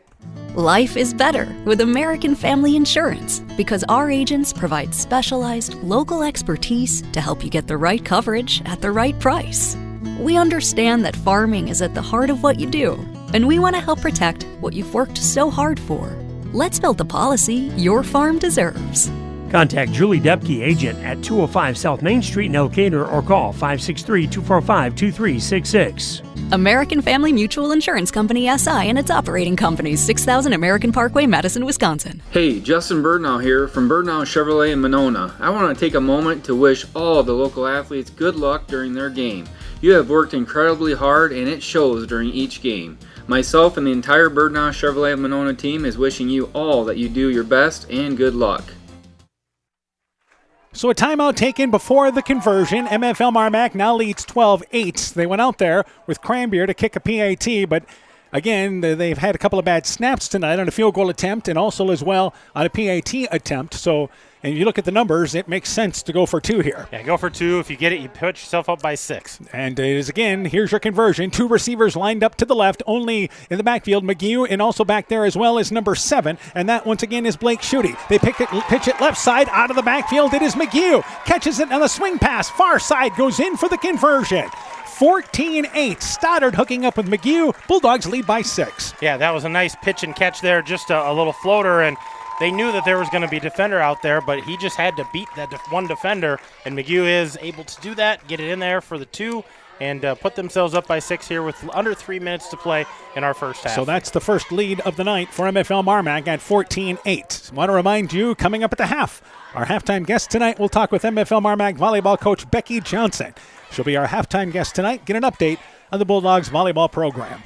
Meanwhile, Sumner-Fred will get the ball back. 2:50. They have plenty of time, and they still have a timeout to use. Yeah, they've got some time here, and they've had some nice drives that have ended in punts and then that last one in downs. So they want to try to get something positive here, maybe get a chance to put some points on the board before half. And again, it will be, to lunch it away, will be Ben Cranbier from the 40-yard line. Also coming up at the half, we'll get you caught up to date on all the games going on across the area tonight in this week number 5, as many games, playoff chases starting to take shape in the middle of this season. So Cranbier from the 40-yard line, back to receive is number 11, and that once again is Travis Smith. Had a nice return last time. Henderson back there as well. They kick it this time to, again, Smith at the 3-yard line. Brings it up the middle. He'll try to cut the back left side this time, and at the 20-yard line, he stood up there, couldn't find any opening to the outside. MFL MarMac defensed it well. So a 17-yard return. They did not give up the big return. In on the play was number 3 in Braxton Halverson, and it's going to be 1st and 10 for Sumner-Fred at their own 20-yard line. Yeah, they've got 80 yards to go here to try to get a touchdown or get some kind of score. They've got 2:41 to work with. I think they've got the ability to, but they need to block a little bit better, giving us some time if they're going to throw the ball. North Fayette Valley, by the way, has scored again against Osage. They lead 9-0. Tigerhawks may be the team to beat in that district. Yeah, it's shaping up to be that way. I know Crestwood would like to have a say in that as well. Meanwhile, first down, 10 yards to go. Nuss to throw the football. He's got time. Now looking to step up. He shakes off a defender at the 15-yard line, brings it across the 25-yard line, 30-yard line, and tripped up there at the 32-yard line. Parker Keel tripped him up again. Nuss, avoiding danger in the backfield, ends up being a positive gain of 16 yards. Yeah, he was just lucky to get away from that and then turn it into something really positive. So Nuss, we've seen him work well out of the speed option, but that time he dropped back, and that's what makes it so tough. I know he lost a big chunk of yardage on a 4th down play, but he has the ability to scramble and keep plays alive. Yeah, and that's what you just saw there is his ability to scramble and make a big gain. And we're inside now, 2:15 left in the half. Nuss to throw the football again, flushed out of the pocket, right side, being chased by Gordon, hit in the backfield, and he's going to go down for a loss inside the 30. MFL MarMac sacks him for a loss, and back there, making the tackle for MFL MarMac was not only Gordon, who was the first one he missed, but also back there as well, number 69, and that is Avery Thornton, who's credited with the sack. Yeah, and that was kind of interesting because he was avoiding the guy in front of him, didn't realize there was great pursuit by the defender on the backside. That's the one who ended up bringing him to the ground. Otherwise, he was going to step up and throw that. So they lose another 8 yards on that. Nuss has had 30 yards on 2 carries, and he's lost yardage, negative 30. So it's second down, now 18 yards to go. They send it back in motion from left to right, and there's moving up front by Henderson. It's going to go from bad to a little worse. So it's second down, but this false start penalty will put him back inside the 25-yard line. MFL MarMac now starts to think about getting the ball back in time to work with. Absolutely. You know, you talk about an 8-yard loss, back up another 5 pre-snap, stops the clock. You've got a minute and a half here with a long second down. Do you maybe take that last time out to try to get the ball back? Let's see what happens on this second down play. Second down, again, now 23 yards to go. Earlier, they had second down and 31 yards to go. So receivers left and right.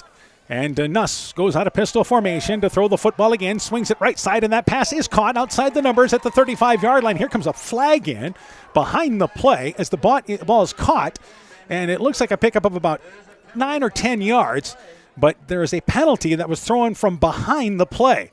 So I don't know if there was any extracurriculars or maybe. Yeah, there absolutely was. And I think this is after the play. So I think they're going to give them the play, but then they're going to talk about a personal foul. It's a face mask. Face mask against MFL MarMac away from where the play was. So that is a huge advantage for Sumner-Fred because the play will move it across the 30-yard line. And this will depend on the spot, but that should move it across the 45-yard line and make it a short situation for Sumner-Fred. Worst case scenario. And was that Kroenke again? I believe. Was that number 16 again? I believe it was Kroenke on the catch, yes. Yeah. So he's got all their catches, but a nice catch by him, but a face mask from a lineman, I think, back at the line of scrimmage. So Sumner-Fred is lining up. Kroenke comes off like he's going to line up at the 25-yard line, but they've got to mark off the penalty. Pass was completed, correct? It was. The pass was completed, so they're marking this off from the line of scrimmage, so I guess that negates the completion. Yeah, so this did not happen after the play, as it turns out. Happened during the play, but for Sumner-Fred, still a break. It's second down. It is 8 yards to go from their own 38-yard line. So they basically get back a couple of more yards than what the pass was completed for. 2 receivers to the left, 2 to the right. Second down, manageable now for Sumner-Fred. And Nuss out of pistol formation again, trying to draw the Bulldogs off with a hard count. but they hold their water. And second down and 8 yards to go. Back to Nuss again. And he drops back in the pocket. Flushed out. Right side. Nuss looking long. Hit as he throws it. And the ball is going to sail out of bounds. Hit the track at the 30-yard line in MFL MarMac or in Sumner-Fred territory. Here comes a late flag at the end of that play. Bulldogs put pressure. It was a hard hit. I believe it may have been Gordon who hit him. And it ends up being a long incompletion. But this is going to give Sumner-Fred a first down. Yeah, they're going to call an unsportsmanlike against the Bulldogs here after a great play by the defense, able to get to the quarterback, get that ball thrown out of bounds. But this is going to be an automatic first down. Instead of 3rd and 8, and now with 1:06 to go in the first half, you're going to find it tough to get the ball back. And that will give Sumner-Fred a first down. Now, and if you're the Cougars here, you're thinking, okay, we're getting these, penalties. We're getting the benefit of the doubt here. We got to try to get some points out of this with a minute to go. Now they changed their thinking. They can look for some big plays. This is going to mark them all the way inside the 45-yard line to the 44-yard line. Let's update you on a couple of scores. North Fayette Valley leads Osage. They're scoring plenty in the first quarter, 16-0. And Edco leads Lone Tree at the half, 24-0. So we'll continue to keep you up to date on those scores. Central, good performance down at the Unidome. They're looking for their second win of the season. Yeah, they're having a nice season this year. First down, 10 yards to go. Again, 3 receivers to the left, a single receiver to the right. Nuss to throw the football again. In the pocket, now rolling left side, drops back to the 45-yard line, now at the 50-yard line, throws it on the run. Pass for Henderson, overshot, deflected, goes off the hands of McGee as he was out of bounds at the 20-yard line. It is incomplete. A good job by Nuss avoiding trouble, floated it down the field, but overshot Henderson. It's 2nd and 10. And he had all the time in the world there, and that's one of those plays as a coach you're worried about a lineman getting downfield, even if you do get that completion. But we still have 58 seconds. It didn't take that much time off of the clock. And Sumner-Fred still has a timeout to use. By the way, MFL MarMac will get the ball to start the second half. So it's second down, 10 yards to go. Bulldogs lead 14-8. And Sumner-Fred lines up with 2 receivers to the left. Henderson is lined up as a wingback spot on the left side. So Nuss continues on a pistol. Swing pass left side, caught by Kroenke. 45-yard line, down to the 40-yard line. He'll bounce to the outside. He's to the 35-yard line, turns the corner at the 30. He's down inside the 25-yard line. Finally tackled inside the 20. Just picking and weaving his way down the field. 1st and 10 for Sumner-Fred. 46 seconds to work with. That was a 25-yard gain, and you can hear the MFL MarMac faithful calling for a hold, but that was a great run by Kroenke and a great play call by the Cougars. And the blocking downfield by the inside receivers was impressive. And now Sumner-Fred is going to use their final timeout here with 46 seconds to go in our first half. So the Cougars are out of timeouts, but again, they're down inside the 20-yard line now. Yeah, they're inside the 20 there on the 19-yard line. So knocking on the door here, and Coach Anderson, I'm sure he appreciates this timeout as well. So to reset the defense as a penalty helping Sumner-Fred on this drive, after they had committed a penalty to put them well behind the chains. It is now going to be here 1st and 10 at the 19-yard line. Kroenke's having a great first half receiving-wise. He is. He's leading the way. He's got all the receptions, 4 receptions, 49 yards. 3 receptions, 49 yards. So a good first half for Kroenke, and that was his best run of the night as he took the swing pass to the left side, brought it over to the middle of the field. Again, coming up at the half, we'll have our halftime guest, as we mentioned. MFL MarMac volleyball coach Becky Johnson will be our halftime guest. Had the opportunity to talk with her earlier in the day. And we'll get you caught up to date on all the scores across the area tonight. This right now looks like it's the best matchup going on tonight. Yeah, we've got a great game here. Both defenses have made some mistakes. The Cougar offense made a couple of mistakes. But right now, we've got a 6-point ball game. Cougars knocking on the door in the red zone. First down, 10 yards to go. They operate from the right hash mark. Single receiver to the right, 3 to the left. Nuss fakes the swing pass, looking deep left side. He's got a receiver open, and Henderson catches it. Touchdown, got it. Fake the screen pass to the left. Send it deep to Henderson. He's absolutely wide open, and we're now tied at 14. Yeah, he knew he was going to take a hit there, and Tatum Nuss stayed in the pocket, threw a nice pass, and Henderson just kind of broke away from the defense.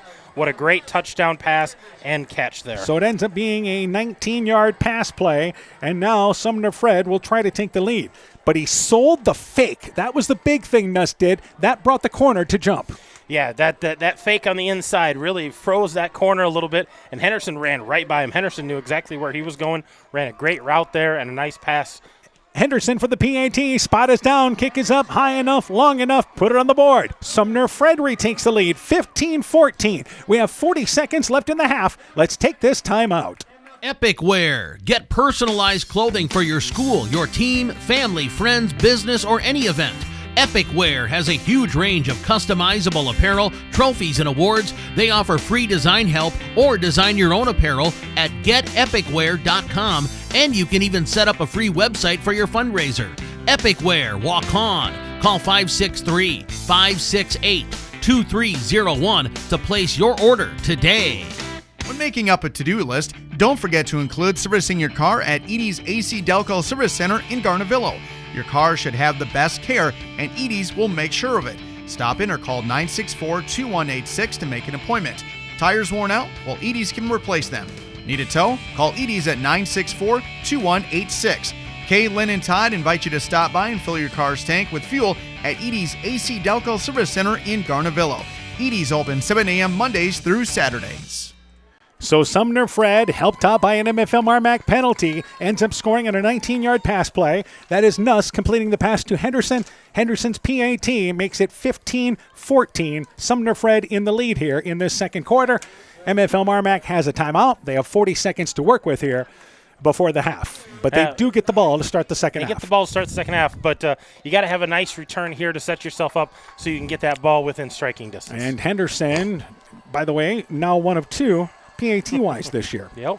So he'll launch it from the 40-yard line for, again, the Cougars. Back to receive, you have Parker Keel at the 20-yard line. McGew back there as well. Actually, at the 15-yard line, this ball will go over the head of Keel into the end zone. It is a touchback, and MFL MarMac will start 1st and 10 at their own 20-yard line. 40 seconds to work with. Let's see what they try. Maybe you try a running play here, break a big play, but in the territory that you're in, you have to be careful. You do. You don't want to fumble it here. You don't want to try to do something that's out of your comfort zone and cause a turnover. But I think if you can get it to the outside with McGew maybe bouncing off the tackle or bringing Hanson around the outside like they have. But if they can break a big play here, then I think you look to take some shots downfield. So 1st down, 10 yards to go. MFL MarMac lines up as Keel, the only receiver to the right. And again, McGew is in the backfield. They actually have Hanson in the backfield as well. 1st down, 10 yards to go. Stoddard under center. Hackett goes in motion, and they're going to run it up the middle. There's a flag going. We have movement, and I believe it is offsides. It is on Sumner-Fred. Sumner-Fred was lined up offside, so the play blown dead there, and it'll be 1st and 5 to the 25-yard line. Another score. Bellevue has woke up in a big hurry, leading Postville now 28-0 at the half. They scored 28 points in the second quarter. Yeah, that was a big bounce back there after a pretty quiet start for them. Meanwhile, 15-14, Sumner-Fred leads MFL MarMac here. Bulldogs stay in the same formation on 1st down and 5 yards to go. And they'll send Hackett again in motion, run the same play. Go with Hanson right up the middle, 30-yard line. Breaks a couple of tackles, 35-yard line. He's out near the 40-yard line. So now let's see if MFL MarMac changes their thinking a little bit. They'll keep that timeout as they go to the line of scrimmage. Clock stops, 34 seconds, and now MFL MarMac will use that final timeout. So now you're towards midfield, or at least short of the 40-yard line. Now you've got a little more room to work with. You do. You've got some options. You can maybe get the ball downfield, maybe get a deep out passing play, get a little closer. And remember, you've got that weapon of Cranberry. They're willing to use him inside 50 yards. So if they can get to that point, maybe they try a field goal here. But remember, they've had trouble with those snaps twice tonight and didn't do the kick the last time they went for 2. Yeah, it came on a field goal attempt as well, one of them, and also, of course, on a PAT, which in this ball game it's 15-14. Extra points are huge in this ball game. Another score, Maquoketa Valley leads Clayton Ridge at the half, 34-0. We mentioned Edco leads 24-0 at the half. North Fayette Valley leads 16-0 at the half. Central leads Waterloo Christian 22-0 at the half. And in the second quarter, it is Starmont leading once again North Cedar by a score of 28-0 in the second quarter. So MFL MarMac out of timeouts, but remember in high school, clock stops once you go past the sticks and things are reset. Yeah, if they can pick up first downs or get out of bounds, it's going to stop the clock until they reset those sticks. So they got to look to get 10, 12 yards at a time, get this ball downfield. 34 seconds to work with. Same formation for, once again, MFL MarMac, but the difference is now, actually, Hansen moves out of the backfield and moves into the slot on the right side. Stoddard alone in the backfield, double wing set, first down, 10 yards to go. Stoddard rolls out right, throws it towards the sideline, caught by Keel, gets out of bounds at the 48-yard line. Picks up 8 yards, but the important part is got out of bounds. And it's 2nd down and 2, and they still have 28 seconds to work with. Well, and a nice heads-up play by senior Parker Keel there. Gets the 8 yards, probably could have tried to go for more, but he knew he could get out of bounds and stop that clock. Yeah, going to have to get out of bounds if you don't get by the sticks. So now Keel and Hansen line up as receivers to the left side. Stoddard alone in the backfield. So McGee is at the wingback spot on the left side. 2nd down, 2 yards to go. Stoddard gets the snap, rolls out to the left and looking to throw the football. He's looking down the field for Keel. It's tipped and knocked away, incomplete, down at the 30-yard line. Sumner-Fred, there was a lot of traffic down there. Christofferson in that area, and I believe number 6, Liam Steggy, may have got a piece of that to disrupt the play, and it's 3rd down and 2. Yeah, and they had a couple of receivers kind of crossing paths down there, and I think Parker Keel had a shot at that ball as well until Steggy got a piece of it. So nice defense there by the Cougars, and MFL MarMac here reset. They're looking at a 3rd and about 2 right here at midfield. And 22 seconds still to work with. Same formation, but now McGee is in the backfield to the left of Stoddard on 3rd down, 2 yards to go. They may just be thinking about trying to get the first down here. And on this play, they're going to throw the football again. Fake the handoff. Stoddard goes right side to Hackett. Hackett was going down the sideline, but the ball thrown underneath. Stoddard expected him to stop on a curl route on the near sideline, but incomplete. Now brings up 4th down for MFL MarMac. And 18 seconds left in the half. And I think at this point, you want to make sure you pick up this first down. Keep the ball on the ground, pick up the first down. They know they're going to get the second half kickoff. You just don't want to give the ball back to the Cougars. And that's the reason why for MFL MarMac, they want to keep this drive going, is get this first down, and let's see if they decide to run it just to at least move the chains and stop the clock momentarily. So 4th down, 2 yards to go. Stoddard back under center, by the way. McGee is in the backfield. Hansen goes in motion. They'll run it with Hansen right side. First down to the 50-yard line. Inside the 45-yard line. Stays right along that right hash mark. Gets down to the 40-yard line. Clock stops. Chains move. And it's a flag thrown on Sumner-Fred. And this will stop the clock. And this is going to be a delay of game penalty against Sumner-Fred. One of their linemen kicked the ball. Yeah, the ball was set. They were trying to get it set, and he kind of kicked it away from where the official was going to go get him. So we're going to tack on another 5 yards on that 14-yard gain by Eli Hansen. So it's again down to the 40-yard line. So now you start talking about getting in Cranbeer range, and the penalty is against Sumner-Fred. So should move it to the 35-yard line. You still have 12 seconds to work with here, so you do have time for 2 plays, at least one for sure if you can get close enough for Cranbeer. Yeah, if they can get close enough for Cranbeer, you can always spike it to give them time to get out on the field. But I think you need just a few more yards here before you can get in his range. It is a very quiet night wind-wise. That's not a factor in the ball game. So we have, again, MFL MarMac. Warrington and Hansen as receivers to the right. Back to shotgun formation is Stoddard. Stoddard rolling out to his right. The left-hander throws it, looking sideline, caught by Hackett. Foot in bounds. Dragged the foot at the 26-yard line near side. Nice catch by Hackett. Same play they were trying to run earlier. I think that was Warrington. That's number 20. So a nice catch by Warrington, and he got the 1 foot in bounds. Just shy of that first down, so 9-yard gain, but more importantly, he got himself out of bounds. So now this is going to be a field goal attempt for Cranbeer with 7 seconds to go. So they did what they wanted to do, got into field goal range. This is a 43-yarder, so this will equal the longest field goal made for Cranbeer this season. And the Stoddard will have the ball at the 33-yard line for the spot. So trying to close the half here with 3 and try to retake the lead. Stoddard to hold. There's the snap. Spot is down. Kick is up. It's blocked. Sumner-Fred blocks the punt. And it is going to be Stoddard falling down on it at the 45-yard line with 1 second left in the half. Bulldogs 0 for 2 on field goals. They had to get that one a little lower, having to go 43 yards, but it was blocked up front by the Cougars. Yeah, that was a nice push up front and a smart move by Stoddard there to go get on that ball because that was a live ball. And Sumner-Fred is going to get the ball back here with 1 second to play. And I assume they're going to come out, maybe give it a heave. Maybe they'll just take a knee, go into halftime with that 1-point lead. MFL MarMac with the drive they wanted to. Gave themselves at least to get into scoring position. But they have missed 2 field goals in this ball game where they just actually, that one they finally got off the ground. The other one they didn't even have a chance at. Got off the ground, just not enough underneath that. And I'm sure Cranbeer's trying to make sure he's got enough leg to get it there. And just not able to get enough elevation. So receivers split left and right for Sumner-Fred. 1 second to go here in our first half, and they are going to take get to the half formation instead of the victory formation. Nuss will take a knee, and the first half comes to an end. Certainly been an entertaining ball game. First quarter flew, second quarter settled down, and it is Sumner-Fred leading MFL MarMac at the half, 15-14 here at the break. When we return, our halftime guest, we'll talk with MFL MarMac volleyball coach Becky Johnson when our halftime show begins after this. Attention business owners. Are you tired of monthly fees eating into your profits? Look no further than People's State Bank. People's State Bank's business checking account has no monthly service charge. Yes, you heard that right. 0 monthly service charges. But that's not all. Enjoy free ATM and debit cards, free online and mobile banking, and free bill pay services. With People's State Bank, managing your business finances has never been easier or more affordable. Stop wasting your hard-earned money on unnecessary fees. Switch to People's State Bank today and take care of your business finances. People's State Bank, member FDIC. Scooter's Coffee in Manchester offers a variety of coffees, smoothies, blenders, and breakfast food products served all day long. Scooter's Coffee offers fast and friendly service, too. In a hurry? Use the Scooter's Coffee app to order, pay, and earn rewards. Simply stop at the drive-thru window and pick up your order. Scooter's Coffee is open Monday through Saturday, 5:30 a.m. till 8 p.m. and Sunday, 6 a.m. till 8 p.m. We look forward to seeing you at Scooter's Coffee in Manchester. It's back to school time and the fall sports season is underway. Hi, this is Dr. Jessica Wilkie from Family Dentistry Associates of Monona, and I am excited to announce the addition of Dr. Chase Bruner and Dr. Daphne Hafler to our team.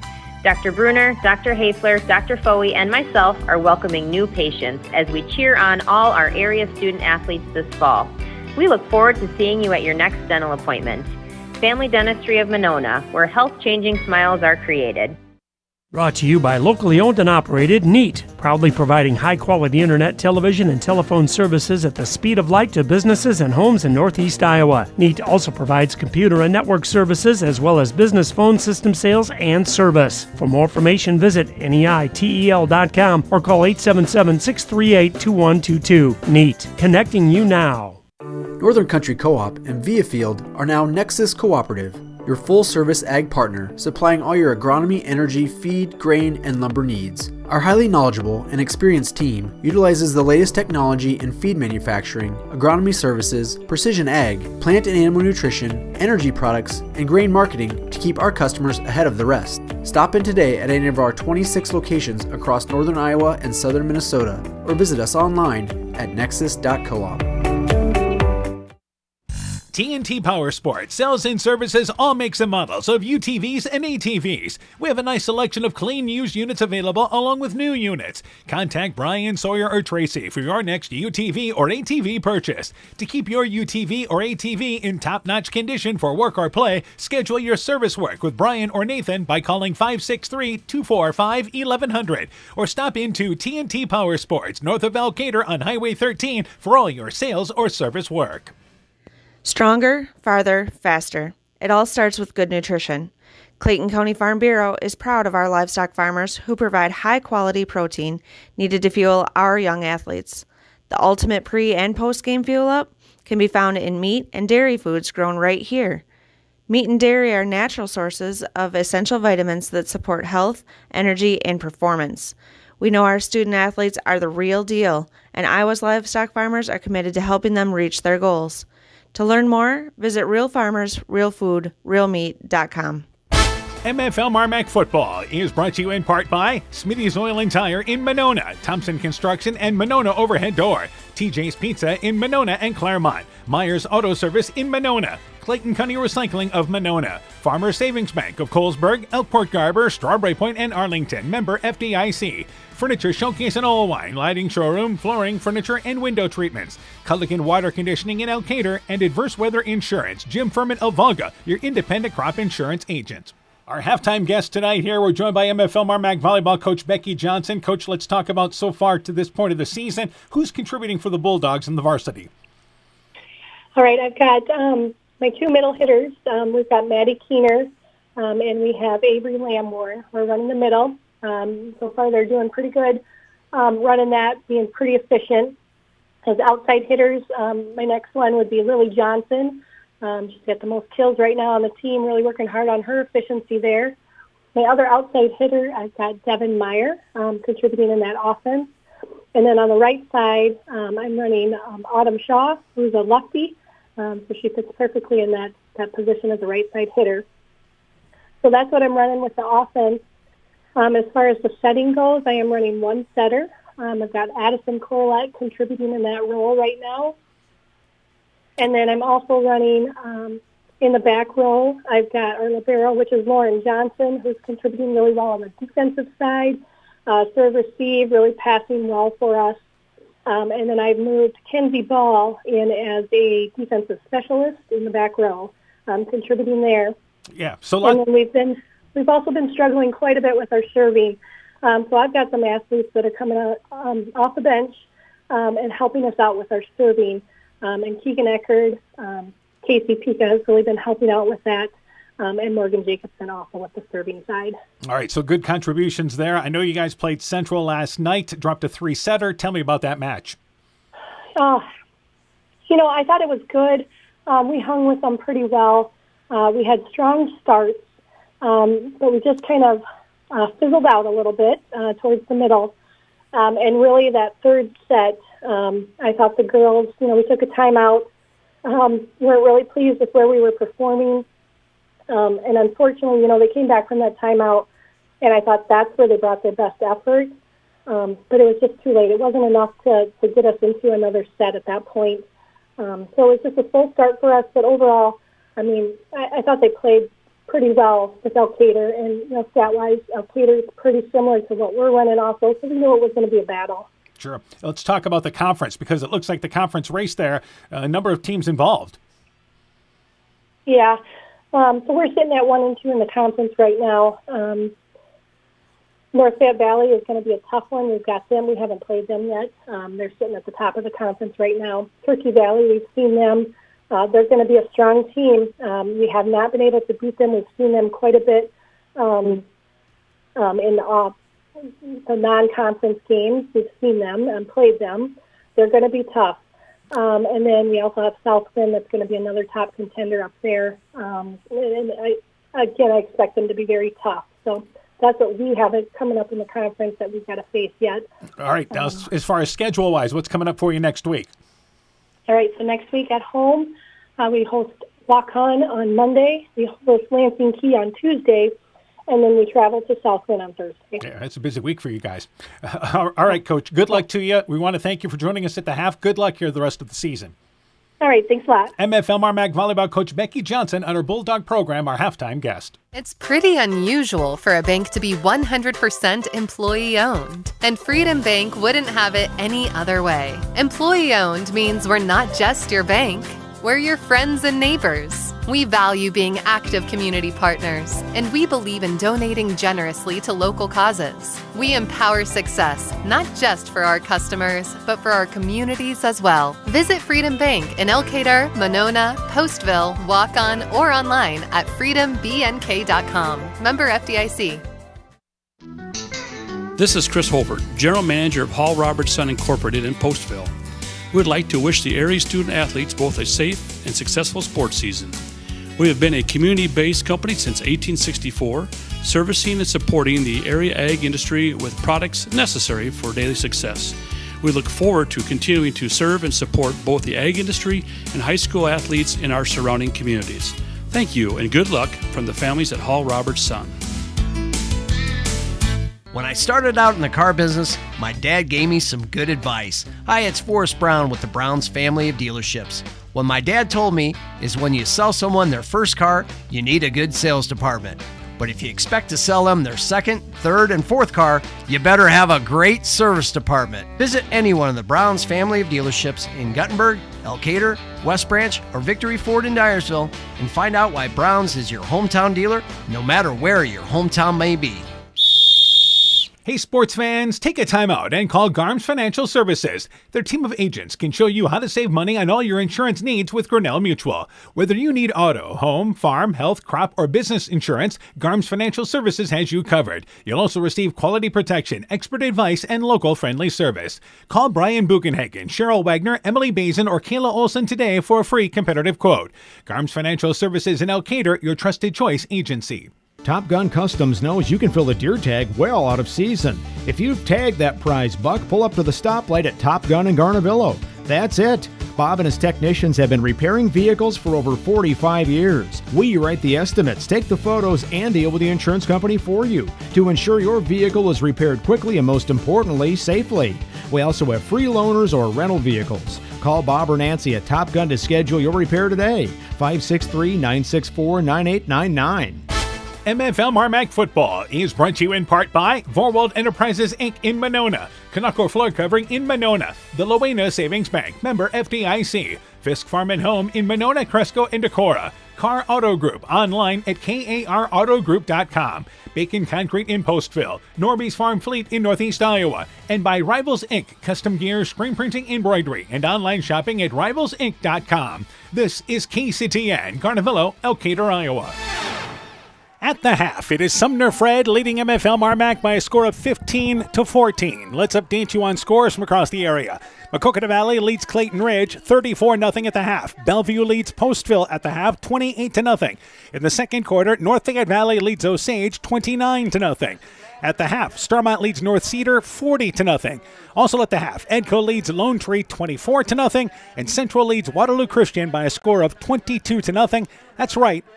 All those games involving a team that has not scored. And they are convincing leads at the half for several of our area teams, except for Clayton Ridge and Postville as they try to come back in the second half. Meanwhile, Sumner-Fred took the opening drive, scored on an 8-yard pass play. That was Nuss hooking up with Kroenke. Nuss's conversion run made it 8-0. That's how he ended the first quarter. In the second quarter, MFL MarMac, after having a drive bogged down in Sumner-Fred territory, had their second drive of the game. McGee scored on a 5-yard run. The conversion pass failed. It ended up being a busted play on the snap, and it was 8-6 the score there. Meanwhile, MFL MarMac then scored on the possession later in the second quarter. Hansen scored on a 5-yard run. McGee and Stoddard hooked up for the conversion. Stoddard the pass to McGee. That made it 14-8, MFL MarMac in the lead. Then Sumner-Fred scoring late in the second quarter in the final minute. Nuss hooked up with Henderson on a 19-yard pass play. Henderson caught the conversion pass. And again, Eric Henderson's kick, I should say, made it 15-14, Sumner-Fred in the lead. We're joined by Coach Aaron Hammond.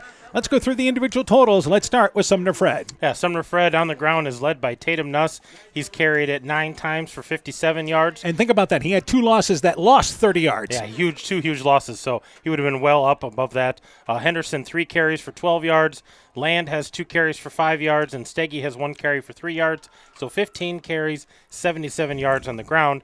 Nuss has completed 4 of his 7 passes for 68 yards. His number 1 target, Joe Kroenke, the senior, 3 catches, 49 yards, including an 8-yard touchdown. Henderson had 1 catch for 19 yards. That was also a touchdown. So 68 yards in the air, 77 on the ground, 145 yards of offense.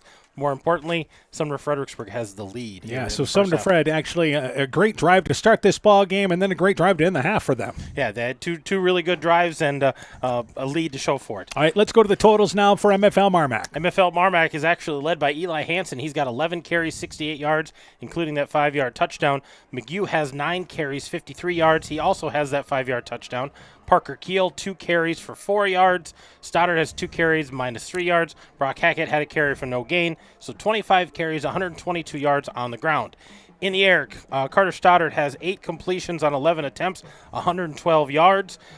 His 2 top targets are Eli Hansen, 2 catches for 20 yards, and Parker Keel, 2 catches for 43 yards. Brock Hackett has a 23-yard catch. Hunter Christofferson has 1 catch for 18 yards, and Warrington 2 catches for 18 yards. So they have a total of 8 completions, 112 yards, including the ground game, 234 yards of offense. Yeah, MFL MarMac, the better first half offensively, but remember, they had a drive that ended up with 2 drives in this ball game where they tried field goals and came up empty. And again, one was a bad snap, the other one was blocked. So MFL MarMac has missed out on a couple of chances to score inside Sumner-Fred territory. So the Bulldogs, again, The yardage has been good, but the passing game has been solid for them. It has, and they haven't gone to it a lot, but man, they've had big gains, picking up first downs, over 100 yards in the air, 8 of 11, so really efficient for Stoddard. We talk about the lefty there.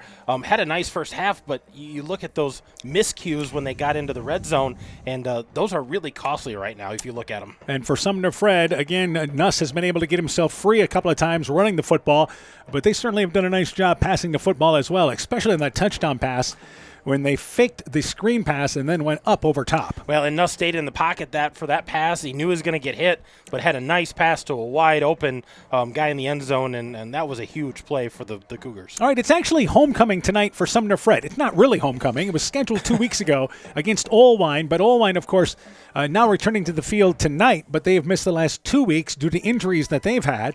Olwine hoping to finish the season there, but Sumner-Fred was scheduled to host them for homecoming, and tonight we have a little bit of an extended half as they finally celebrate their homecoming this week. Well, and they announced their court, they announced their king and queen, which they already knew who they were, but they announced them, here at a football game.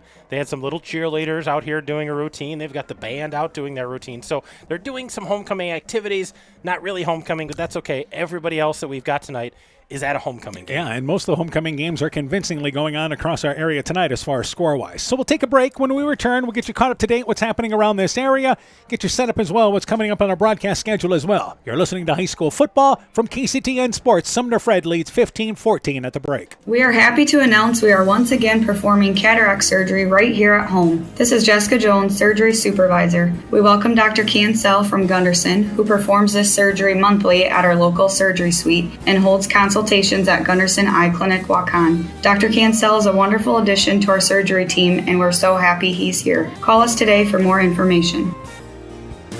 Exceptional caring people, Veterans Memorial. The Woodland Eye Clinic in Elkader and West Union are proud sponsors of high school sports. We are committed to bringing our patients the highest level of total eye care with detailed one-on-one attention. Our offices offer the newest technology and equipment with a professional team of experienced staff that is committed to you. Call us today for your next total eye care appointment. The Woodland Eye Clinic in Elkader and West Union supports all of our local athletes taking the field or court this season.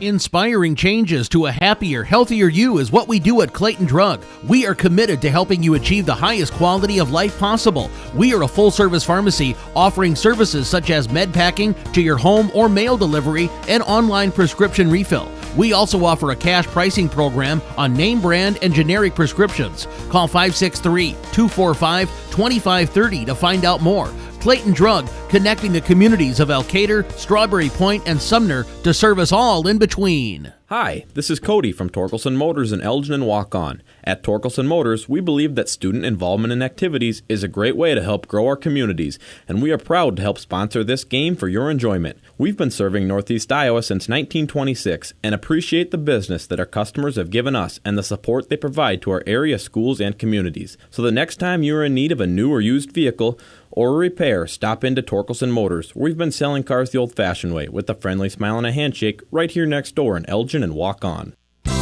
Being good at life means getting your finances together so you can focus on the moments that matter most. With over 175 years of expertise, New York Life Insurance Company provides you with benefits you can enjoy while you're, living. So give your local agents, Andrew Reimer or Troy Springer in both Guttenberg and Monona, a call. You can reach Andy or Troy at 563-252-2471. That's 563-252-2471. They can help you and your family be good at life. As you're bringing in the harvest this fall, remember to watch for overhead power lines. A safety tip from Iowa's electric cooperatives. If you snag a power line, remain inside your vehicle and if possible, back away from the hazard. If your equipment catches fire, jump clear and avoid vehicle and ground contact. Call 911 and your local electric company immediately. And train your crew on these risks and procedures too.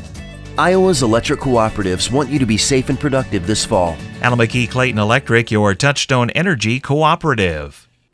MFL MarMac football is brought to you in part by Sincerely Yours Interiors by K in Monona, M's Machine and Manufacturing in Monona, Ashbacker Building Supplies in Rossville, Bruins and James Insurance, your Grinnell Mutual agent in Monona, Innovative Ag Services in Elkader, Monona, and Waukon, Elkader Chiropractic Center, Dr. Jamie Hammersland, and Guttenberg Municipal Hospital and Clinic. Check out career opportunities at guttenberghospital.org. You're listening to MFL MarMac football from KCTN Sports.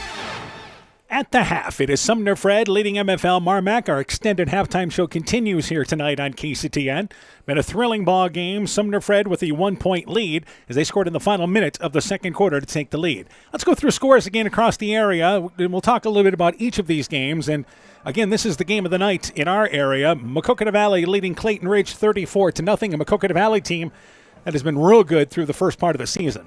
Yeah, they're definitely coming on stronger as the season goes on, and looking to compete in that district, which I think right now people were kind of looking at Starmont as maybe one of the contenders there, but Maquoketa Valley is making a name for themselves in that district as well. And maybe the team to beat. Maquoketa Valley and Starmont, by the way, play in week number 8. Meanwhile, Clayton Ridge, a team that was down big to Bellevue last week, got back within a touchdown, so they had really taken a step forward, but again, Maquoketa Valley controlling that game 34-0. Bellevue and Postville were scoreless at the end of one, and Bellevue with a huge second quarter putting up 28 points.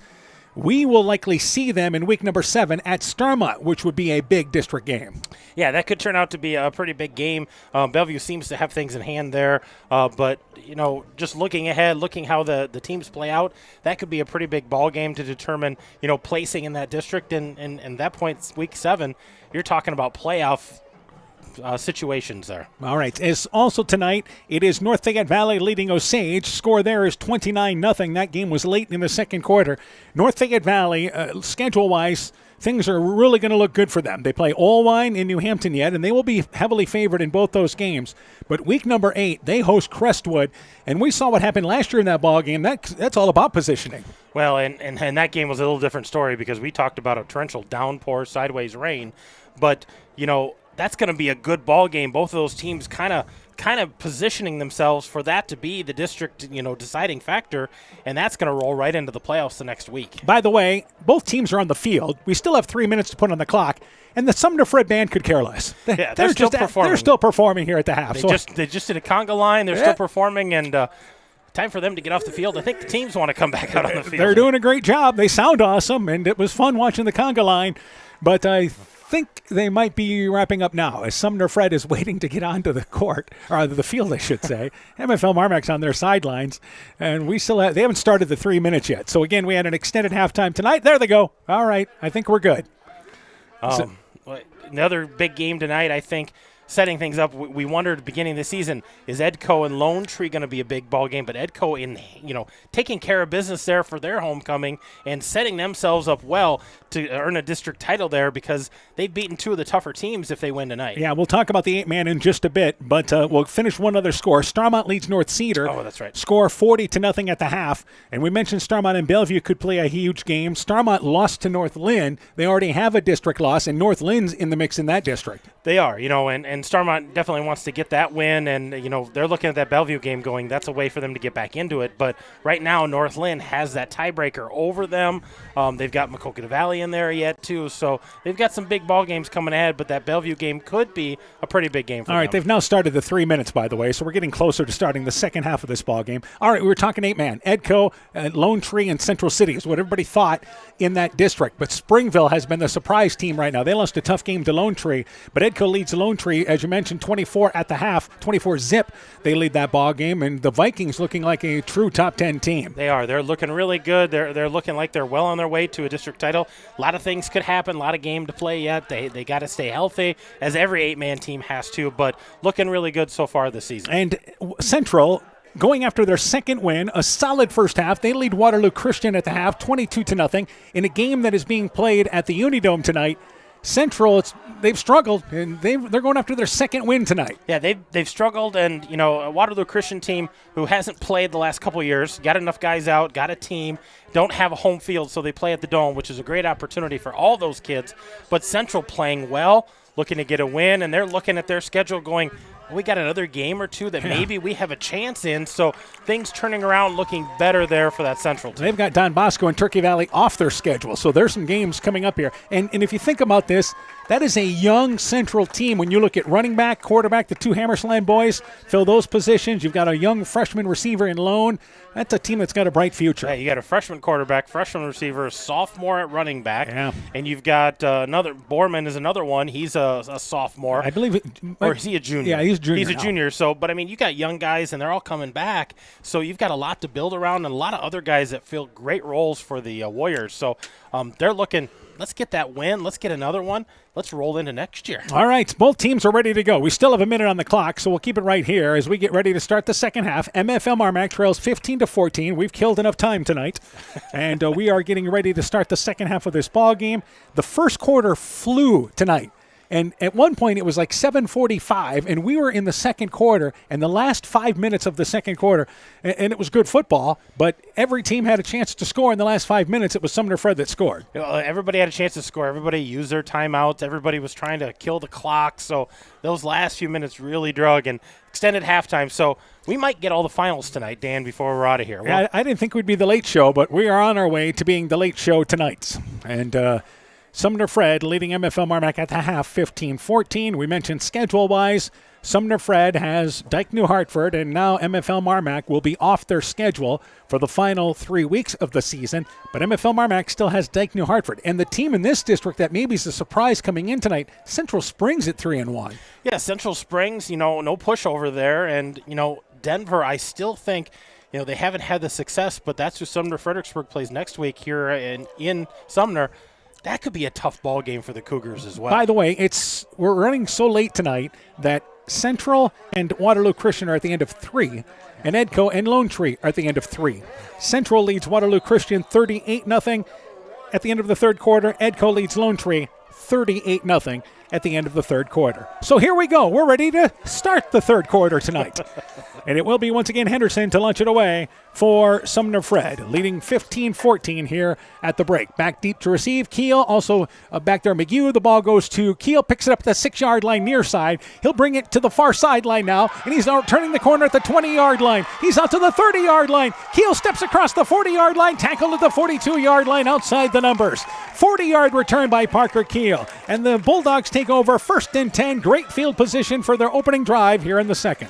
Yeah, that was a nice return by Keel. He caught that on the left hash mark, and he cut all the way across the field. And as he went, you could just see the Cougars getting picked off one by one. Got to the corner, got it almost to midfield. The Bulldogs are going to take over on their own 43-yard line. And again, they trail 15-14. They operate from the right hash mark. Hackett is receiver to the left. And back to action with a double wing set again for MFL MarMac. McGew is behind Stoddard, the quarterback. First down, 10 yards to go. Keel goes in motion. Back to McGew up the middle. Hit at the line of scrimmage, but leans ahead across the 45, 46-yard line. Picks up a solid 4 on first down.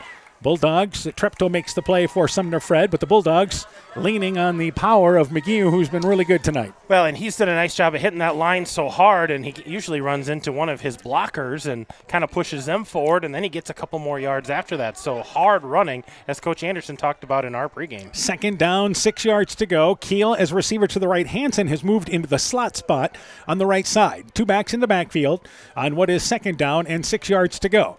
And Stoddard is going to run the football up the middle. And it's again McGew. McGew gets across the 50-yard line, fumbles the football, though. And Sumner-Fred says they have it. McGew fumbled the football at midfield. It's picked up by number 64, Callan Willaharm. And the Cougars force a turnover. They take over at midfield. Well, and Stoddard turned pretty quick. And I think McGew was already at the hole, and I don't know if he was expecting to get the ball. I think he thought it was the second guy through. So that was a missed handoff, and that thing came out right away. Sumner-Fredericksburg on it right away, and that's a huge turnover. So first down, 10 yards to go for Sumner-Fred. 3 receivers to the left. Bulldogs turn it over on the first possession here in the third. Out of pistol.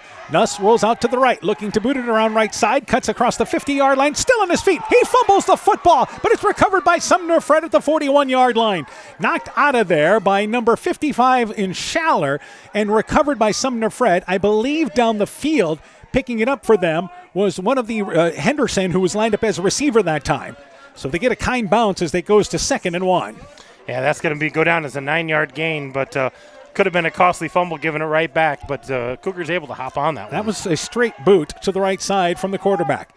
Double wing set now, and they run it inside with Henderson. Henderson to the 40-yard line, first down, middle of the field, 35-yard line. That'll move the chains. Sumner-Fred leading by 1, marching inside MFL MarMac territory.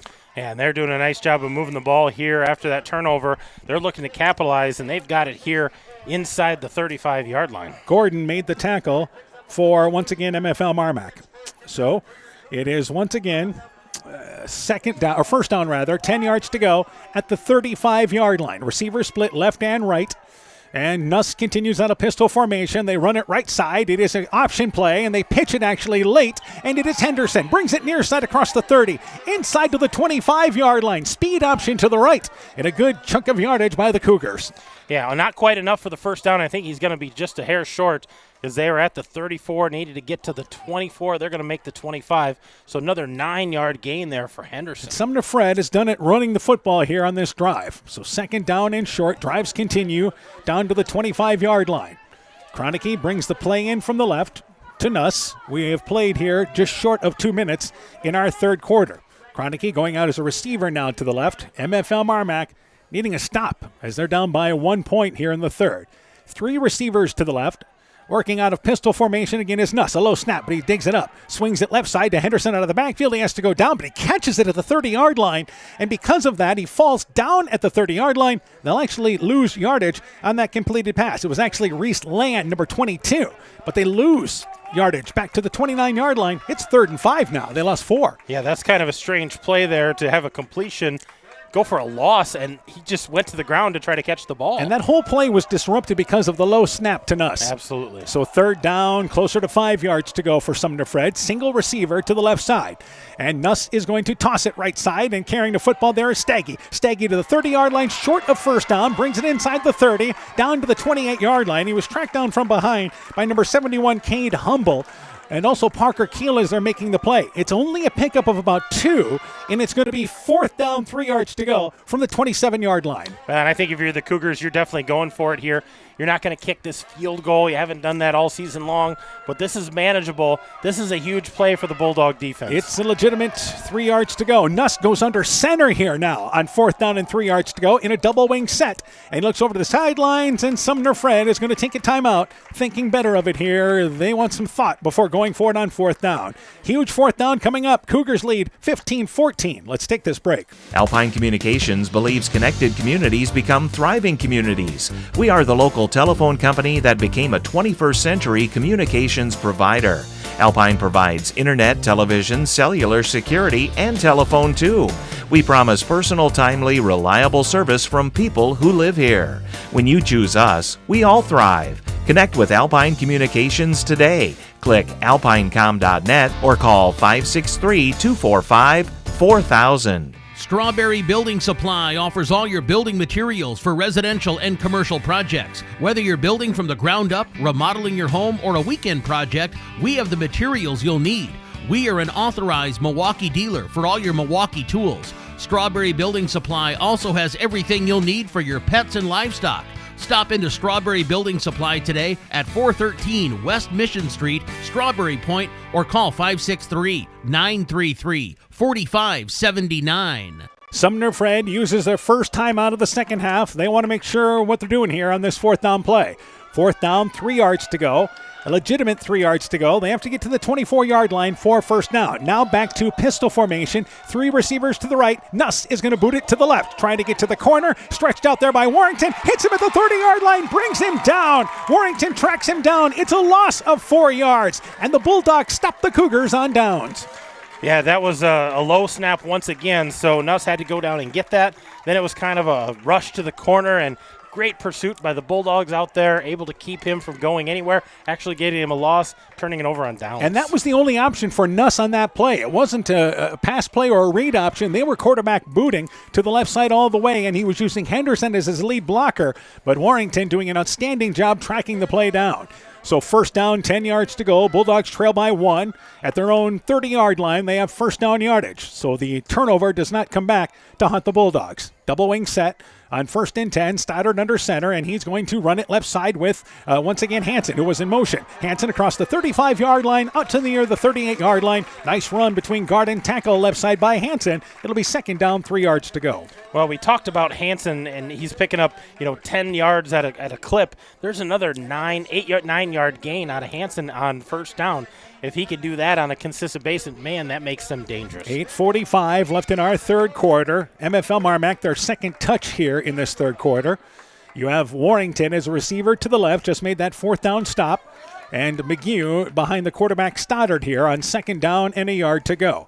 So on 2nd and 1, they send Hansen again in motion, and he'll go up the middle to McGee. It bounces to the outside. That's the near side. 40-yard line, has 1st down. He's pushed out of bounds at the 45-yard line. Tracked down right in front of us. Treptow making the play. Also there is number 44. Correction, that was Treptow. Also there as well, number 62, and Gavin Trask. But 1st down yardage for the Bulldogs. And what a great 1-2 combination that they've got going tonight. McGee is up to 64 yards. Hansen's up to 77 yards. It's hard to stop both of those guys, and they're doing a great job with their schemes up front. So 1st down, 10 yards to go, just short of the 45-yard line. Treptow leaves the field for Sumner-Fred. It's kind of hobbling on the sideline. Meanwhile, Bulldogs from the left hash mark. Hansen in motion once again. Right back to Hansen, trying to get around left side. He's at the 45-yard line, brings it near side, pushed out of bounds inside the 50-yard line, inside Sumner-Fred territory. Bulldogs wanted a late hit, but they started making that tackle. Kroenke did inbounds. They end up out of bounds. It's a short sideline, but a good gain by Hansen. Yeah, another 7-yard gain by Hansen there. So picking up big chunks of yards here on 1st down. McGee doing a great job of picking up 1st downs. They've got a nice drive here. They've gotten to midfield. Sumner-Fredericksburg hasn't had an answer on the ground yet. Bulldogs inside Sumner-Fred territory for the first time this second half. Remember, they fumbled on their first possession. Hansen moves out of the backfield now, or out of a wingback spot, moves into the slot on the left side. Keel is near side. McGee again alone in the backfield, and Stoddard to throw the football. Dropping back, rolls left, Stoddard's going to run. He's at the 46-yard line, run out of bounds right there. And good defense down the field by Sumner-Fred. Steggy runs him out of bounds at the 45-yard line, very near 1st down yardage though. Yeah, he's close. I don't think they're going to give him the 1st down. It depends on the spot here.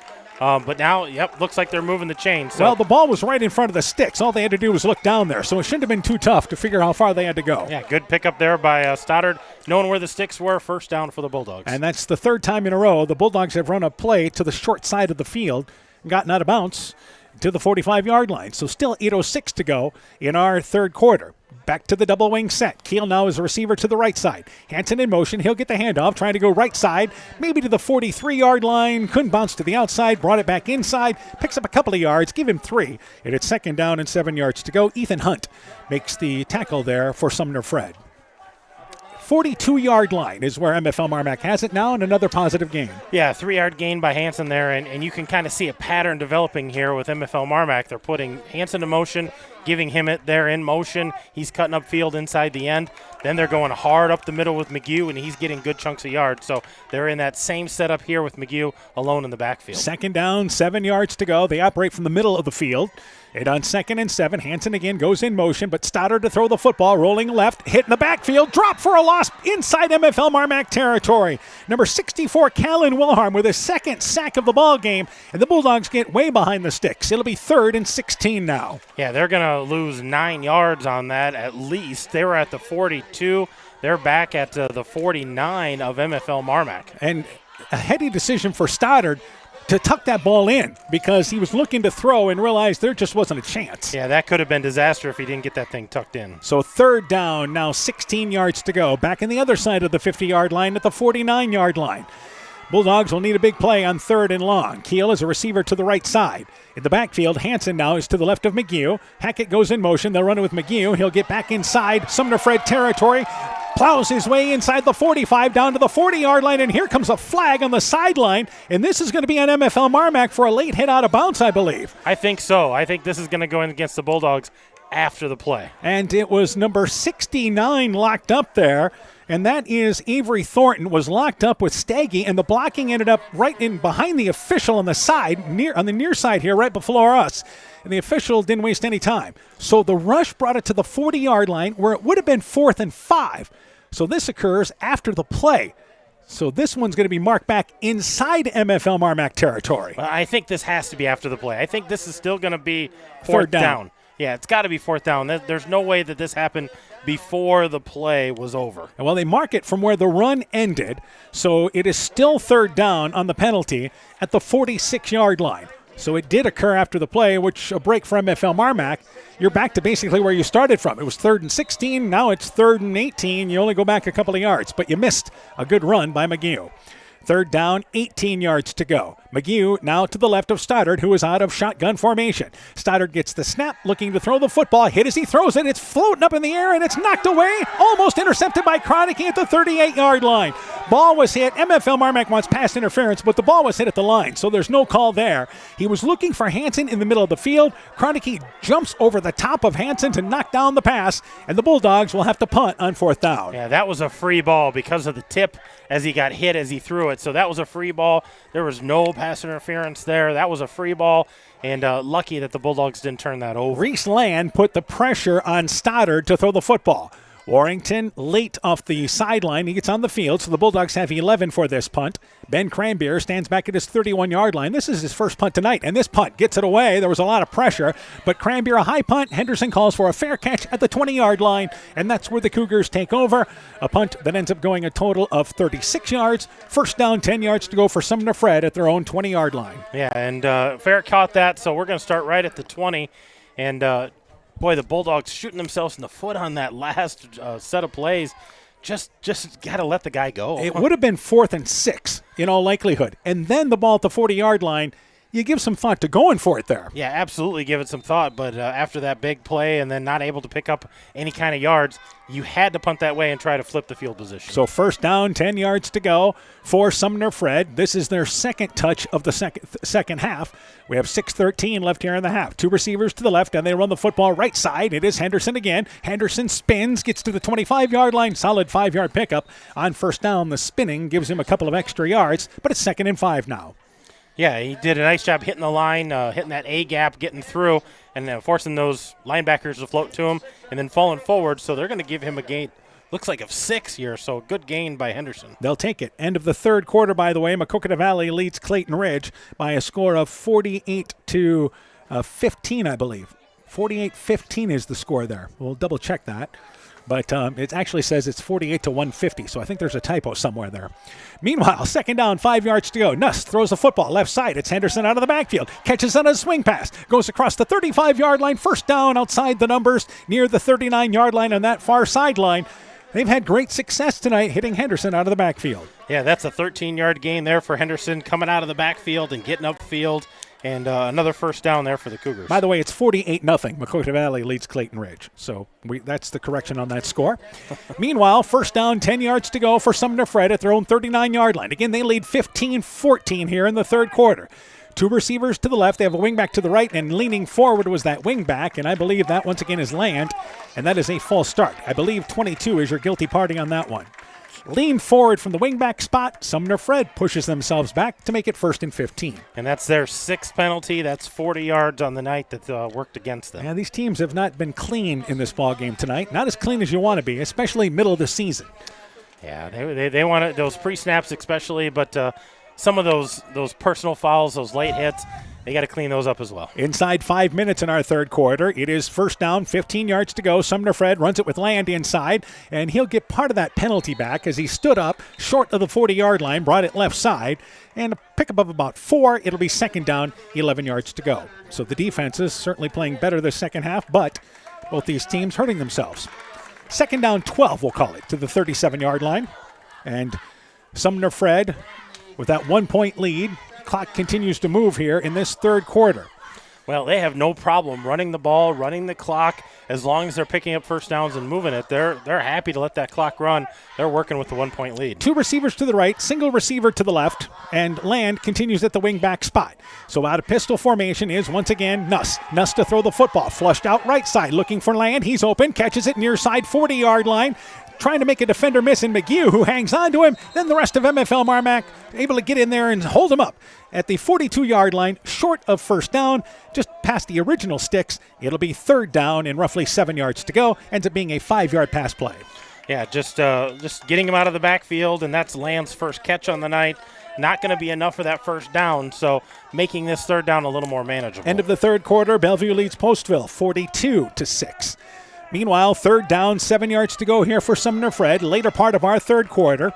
And they have 7 yards to go. They have to get just short of midfield for first down yardage. Toss play to Henderson left side. Henderson 45-yard and lowers his shoulder, then fumbles the football. It is picked up by Sumner-Fred inside MFL MarMac territory. He lowered his shoulders, which gave him the first down at midfield, but the ball squirted out of there. And the Cougars end up picking it up. It is Steggy picking the ball up past the first down marker, 1st and 10. And that was just a lucky bounce. Steggy in the right place, right time, able to pick up that fumble because that ball came squirting out and was anybody's ball. The second fumble this third quarter for Sumner-Fred that they got the kind bounce. Yeah, they got the friendly bounce, got back on it, maintained possession here. First down, 10 yards to go from the 46-yard line. Toss play this time, Steggy. Steggy brings it right side, 45-yard line, tripped up and falls forward to the 41-yard line. He was tripped up by Eli Hansen, picks up 6 yards. It'll be second down and 6 yards to go, a 4-yard pickup for Sumner-Fred. So Henderson just shows you how hard he was running. There was 2 defenders there, and he just tried to plow right through them. Yeah, tried to go through him, and that's what squirted that ball out. But Sumner-Fredericksburg really establishing the run here in this third quarter, having a nice long drive once again. Second down, 6 yards to go inside Bulldog territory. Back to Nuss out of pistol to throw the football again. Rolls out right side. He's got time. Now flushed out of the pocket, and he's going to run. Gets to the 40-yard line. Tackled inbounds there, just inside the 40-yard line. Hackett also there is number 52 as well, and that is Keith Anderson. And somehow he got through there to at least pick up a couple of yards. Nuss able to dance near side and keep the play alive somehow. I don't know how he did that because he had a lot of pursuit. And there was great coverage by the Bulldogs downfield. He had no open receivers, nowhere to throw that ball. I thought maybe he was going to throw it away. Tucks it in, tries to pick up a couple yards, third and manageable. Third down, 3 yards to go. So he picked up a couple of positive yards. Ty Eckert is checked out of the game for MFL MarMac. And Eckert, of course, is their nose guard. He was injured. To throw the football, here is Nuss. Drops back again, looking left side. It is caught. That's Henderson in the flat. 35-yard line. Makes a defender miss at the 30. He's down to the 20-yard line. Still on his feet. And finally drug out of bounds by Hansen, short of the 10-yard line. Henderson wide open out in the left flat. Nuss given enough time. They complete a huge pass play. Yeah, that's going to be about a 28-yard gain there for Henderson on the pass play, and he was wide open once again. So 1:46 left here in our third quarter, and the MFL MarMac defense has to make a stop here. They mark him short of the 10-yard line, so it's still first down. It is 10 yards to go. They can conceivably get a first down without scoring a touchdown, but at this point you might as well just say that you get into a touchdown, get into the goal line, it's a touchdown. 2 receivers to the left. Here is your first and goal play, and they run it left side with Henderson, who was lined up at wingback. He goes inside the 5 off left side, brings it down to about the 6-yard line, short of the 5-yard line. He lined up at the right wingback spot, brought the play left. Yeah, about a 5-yard gain there, so a good gain on first down, getting closer to that touchdown. And we're down now to a minute left here in our third quarter. Sumner-Fred driving, still leading 15-14. Most of this third quarter has been played in between the 30s for the most part. But Sumner-Fred threatening to go up here by at least 7. So it's going to be second down, 4 yards to go. Back to pistol. And it is Land behind Nuss. Nuss to throw the football again. He's rolling out right. He's looking in the corner of the end zone for Staggy. Overshot near side on the far corner of the end zone. It'll be third down for Sumner-Fred. Yeah, just overshot that and had his receiver there kind of floating into the corner, but floated a little too far and out of reach for the receiver there. So we're going to have third down. But again, I think you're in 4-down territory here, and Sumner-Fredericksburg definitely wants to put up a touchdown here and try to extend this lead, maybe get it to more than a touchdown. Yeah, they're thinking 2 plays, 6 yards here. Absolutely. So it's third and goal from the 6-yard line. And it is Staggy in the slot. Receiver lined up on the right side in Van Engelenberg. Receiver to the left there, and that is Kroenke. And here's the play. Swing it right side. The ball deflected at the line of scrimmage. It'll fall incomplete. Bulldog got a hand on it there. May have been Paul Gordon, but it will be now fourth down for Sumner-Fred. Yeah, great push up front, and Nuss has been rolling out to the right all night long, and that defender on the end there stuck his hands up and got a piece of that, tipped it up in the air, and no chance for anybody to catch that. If you can't get to the quarterback, get the hands up, and a good play by the MFL MarMac defense, and Sumner-Fred will try a field goal here with Henderson. Noah Henderson this year. This will be his first, I believe, field goal attempt. So the spot is the 12-yard line from the left hash mark. It is a 22-yard field goal. Spot is down, the kick is up, and that ball is blocked by MFL MarMac. Fallen down on by, once again, Sumner-Fred, but the field goal is no good. It was a good snap, but blocked up front by the Bulldogs.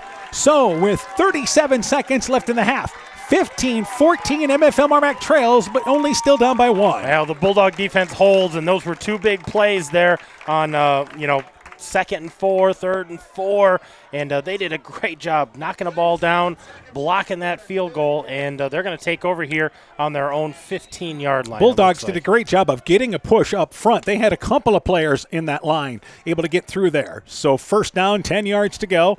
At their own 15-yard line is where the Bulldogs take over. Stoddard under center, and he's going to run the football with Hansen. Hansen across the 15-yard line, tripped up as he stumbles ahead to the 20-yard line. It's a pickup of a solid 4, and it's 2nd down and 6 yards to go.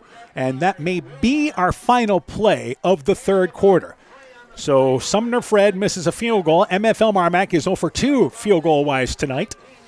And special teams has been a factor in this game, which you figured it would be, but you just didn't know which way it would go. Yeah. They may have a say in this fourth quarter, too. 2nd down, 6 yards to go. Bulldogs are going to run another play here. And on 2nd and 6, Stoddard runs the football and actually fakes it, runs it up the middle with McGee. McGee slips through one tackle at the 20-yard line, works his way, hard-fought yardage there to the 22-yard line, and that's how the third quarter comes to an end. It's still 15-14. Sumner-Fred leads MFL MarMac as we go to the fourth. You're listening to high school football from KCTN Sports. Elkader Tax and Bookkeeping are proud supporters of all of our local high school sports teams. We want to wish everyone the best of luck on their season. We are here for all your tax, payroll, and bookkeeping needs. Give us a call at 563-245-2154. Again, that number is 563-245-2154. Thank you from Kurt and Ann at Elkader Tax and Bookkeeping, located in downtown Elkader. MFL MarMac Football is brought to you in part by Community Insurance of Iowa, Hometown Agency, Monona, Auto, Home Business, Crop Farm, and Life, Garden View Place in Monona, Nick's Excavating and Kane Construction in Farmersburg, T&K Cahoon, your Napa dealer in Monona, St. Olaf Ag Sales and Service, Growl Logs and Lumber in Elkader, Timber is a Crop, Harvest Wisely, Dean Family Chiropractic in Claremont, Meyer Collision and Service Center in Gottenburg and Elkader, and LTI & Sons Water Conditioning, your Connecticut dealer in Postville. So we go to the fourth quarter. Sumner-Fred leads MFL MarMac 15-14, but it is the Bulldogs football. 2nd down, actually 3rd down, and it's probably 3 yards to go. They have to get to the 25-yard line for 1st down. We have our first final of the night. It is Edco defeating Lone Tree 52-8 as the Vikings stay undefeated on the season. Meanwhile, 3rd down, short for MFL MarMac. Double wing set, receiver to the right side in Kiel. McGee is behind the quarterback Stoddard, who's under center. So we start the fourth quarter here on 3rd and short for MFL MarMac. Stoddard fumbles the football there, and it's actually picked up by Stoddard. Did he not come away with it cleanly there? He did not. Gets across the 25-yard line, saves the play, picks the ball up at the 29-yard line. 1st and 10, he actually picked it up, stumbles to the 29-yard line, but he'll take the 1st down. Yeah, just didn't come out clean with it, but able to pick up 7, plenty enough for the 1st down, and move those sticks for the Bulldogs. So Stoddard saves the play, and the Bulldogs avoid a turnover inside their own 25-yard line. They're out to the 29-yard line, 2 receivers to the left. It is now 1st down and 10 yards to go. And again, they continue from the double wing set. Stoddard on 1st and 10 at the line of scrimmage. Going in motion is Hansen. They'll run a stretch play, and Stoddard's going to keep it himself. And he's going to bring it across the 35-yard line, able to somehow back his way across the 35 to the 36-yard line. Faked the stretch play to the right side with McGee. Kept it himself. Stoddard, a couple of carries here back-to-back. 2nd and 4. Yeah, an interesting different look here for the Bulldogs. Stoddard just kind of taking it himself, using those running backs as decoys there and picking up big gains. Another, 7-yard gain that time. So 2nd down, 6 yards to go. Stoddard saving a couple of plays there. And after the fumble, it's now out to the 36-yard line. 2nd down and 4 yards to go. We're a minute into our fourth quarter. And Hansen goes in motion again. Stretch play. This time they get it to McGee. McGee makes a defender miss at the 40-yard line. First down, but he's tackled in the open at the 41-yard line. Nice open field tackle by Tate Nuss from the secondary. And a correction there was actually Van Englenberg making the tackle, but good enough for first down yardage for MFL MarMac to the 41-yard line. Yeah, McGee, he runs so hard, and a lot of times looks like he's going to be stopped for little to no gain, and then he'll just kind of squirt out of there, bounce it to the outside, get around that tackling defender, and extend that play and get those big gains. And by the way, we have another final. It is Central beating Waterloo Christian tonight by a final score of 44-0. First down, 10 yards to go for the Bulldogs. They operate from the right hash mark. The back in motion is Hansen. He'll get the handoff. 45-yard line. Good job powering his way near midfield. 49-yard line. Picks up 8 yards on first down. Bulldogs running with some conviction. It's second and short. Well, they want to get that score changed. They want to get that touchdown, put some points on the board, and flip the script a little bit here. And again, they trail 15-14. Bulldogs had a great drive in the second quarter that chewed up a lot of time. Also had a 6-minute drive in the first quarter that came up empty. So they've been successful moving the football for the most part tonight. They only have one punt in this game. Second down, 4 yards to go. Probably closer to 3 as we give him 7 yards on that pickup. And on second down, Stoddard again, a long count at the line of scrimmage. Back over left side, it is McGee. McGee across the 45-yard line up the middle. Keeps the legs churning. Down inside the 40-yard line. Quinn McGee running hard. Move the chains. Bulldogs back inside Cougar territory. Well, and something interesting up front. It's hard to see, but there is a defensive lineman that is getting off of the ball really quick. So they're getting to Stoddard as he's handing this off, but that's clearing the way for somebody like McGee to get those big gains. So first and 10, 39-yard line is where they spot it, middle of the field. Receivers split left and right now for MFL MarMac. On the near side is number 13, and that is Kyler Nearing. Keel as a receiver to the left side. So first down, 10 yards to go. Hackett goes in motion from right to left, and they're going to run the option with Stoddard. Stoddard brings it inside the 35-yard line, 30-yard line. He's up the middle, goes inside the 25-yard line, and finally tackled inside the 20. Stoddard bouncing his way between tackles. First and 10 inside the red zone for MFL MarMac. And this is a convincing drive for the Bulldogs. Yeah, 23-yard gain that time by Carter Stoddard, and he is running with some conviction right now as well. So they trail 15-14, and MFL MarMac with their best drive of the second half as we are inside 9 minutes left in our fourth quarter. Sumner-Fred clinging to a 1-point lead at 15-14. It's been a one-score game throughout. Keel is a receiver to the right. Hansen is at a wing back on the left. And again, Stoddard with Hansen in motion. Hands it right side. Hansen goes inside the 15-yard line. He's got an opening up the middle. Goes inside the 10. 5. Touchdown. Got it. An impressive run by, once again, Eli Hansen. 19 yards. And the Bulldogs retake the lead here in the fourth. Yeah, that 17-yard run by Hansen there, and it looked like there might have been a defender there, but good blocking by that pulling guard, and the defender's getting pushed out of the way. He kind of waltzes in the end zone. That's his second touchdown tonight, a 17-yarder. And again, they will go for 2 here because that's going to be huge. It's a 5-point game right now, and they're going to look to make it a 7-point ball game. Yeah, you go for 2 here, make it a 7-point ball game. If Sumner-Fred does happen to score, they got to at least kick it or go for 2 to try to get the tie or the lead. So a ball game that has seen several lead changes. It is MFL MarMac now up by a score here of 20-15. And they'll line up again with McGee alone in the backfield. Just one receiver, Keel, to the right. Hansen in motion. He gets the handoff, just scored the touchdown. Same play, goes in off right side for the conversion. So with 8:41 to go in the fourth, Bulldogs back out on top, 22-15. Let's take this time out.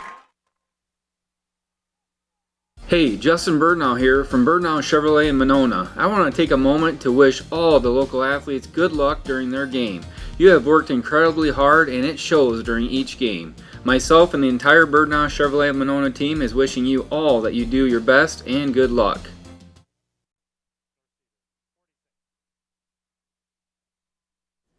MFL MarMac Football is brought to you in part by Smitty's Oil and Tire in Monona, Thompson Construction and Monona Overhead Door, TJ's Pizza in Monona and Claremont, Myers Auto Service in Monona, Clayton County Recycling of Monona, Farmers Savings Bank of Colesburg, Elkport Garber, Strawberry Point, and Arlington, member FDIC, Furniture Showcase and Oilwine, Lighting Showroom, Flooring, Furniture, and Window Treatments, Culligan Water Conditioning in Elkader, and Adverse Weather Insurance, Jim Furman of Volga, your independent crop insurance agent. So for MFL MarMac, it is Eli Hansen, a 17-yard run officially. Hansen runs in for the conversion, and MFL MarMac retakes the lead at 22-15 here in our fourth quarter. Cranbeer to launch it away from the 40-yard line.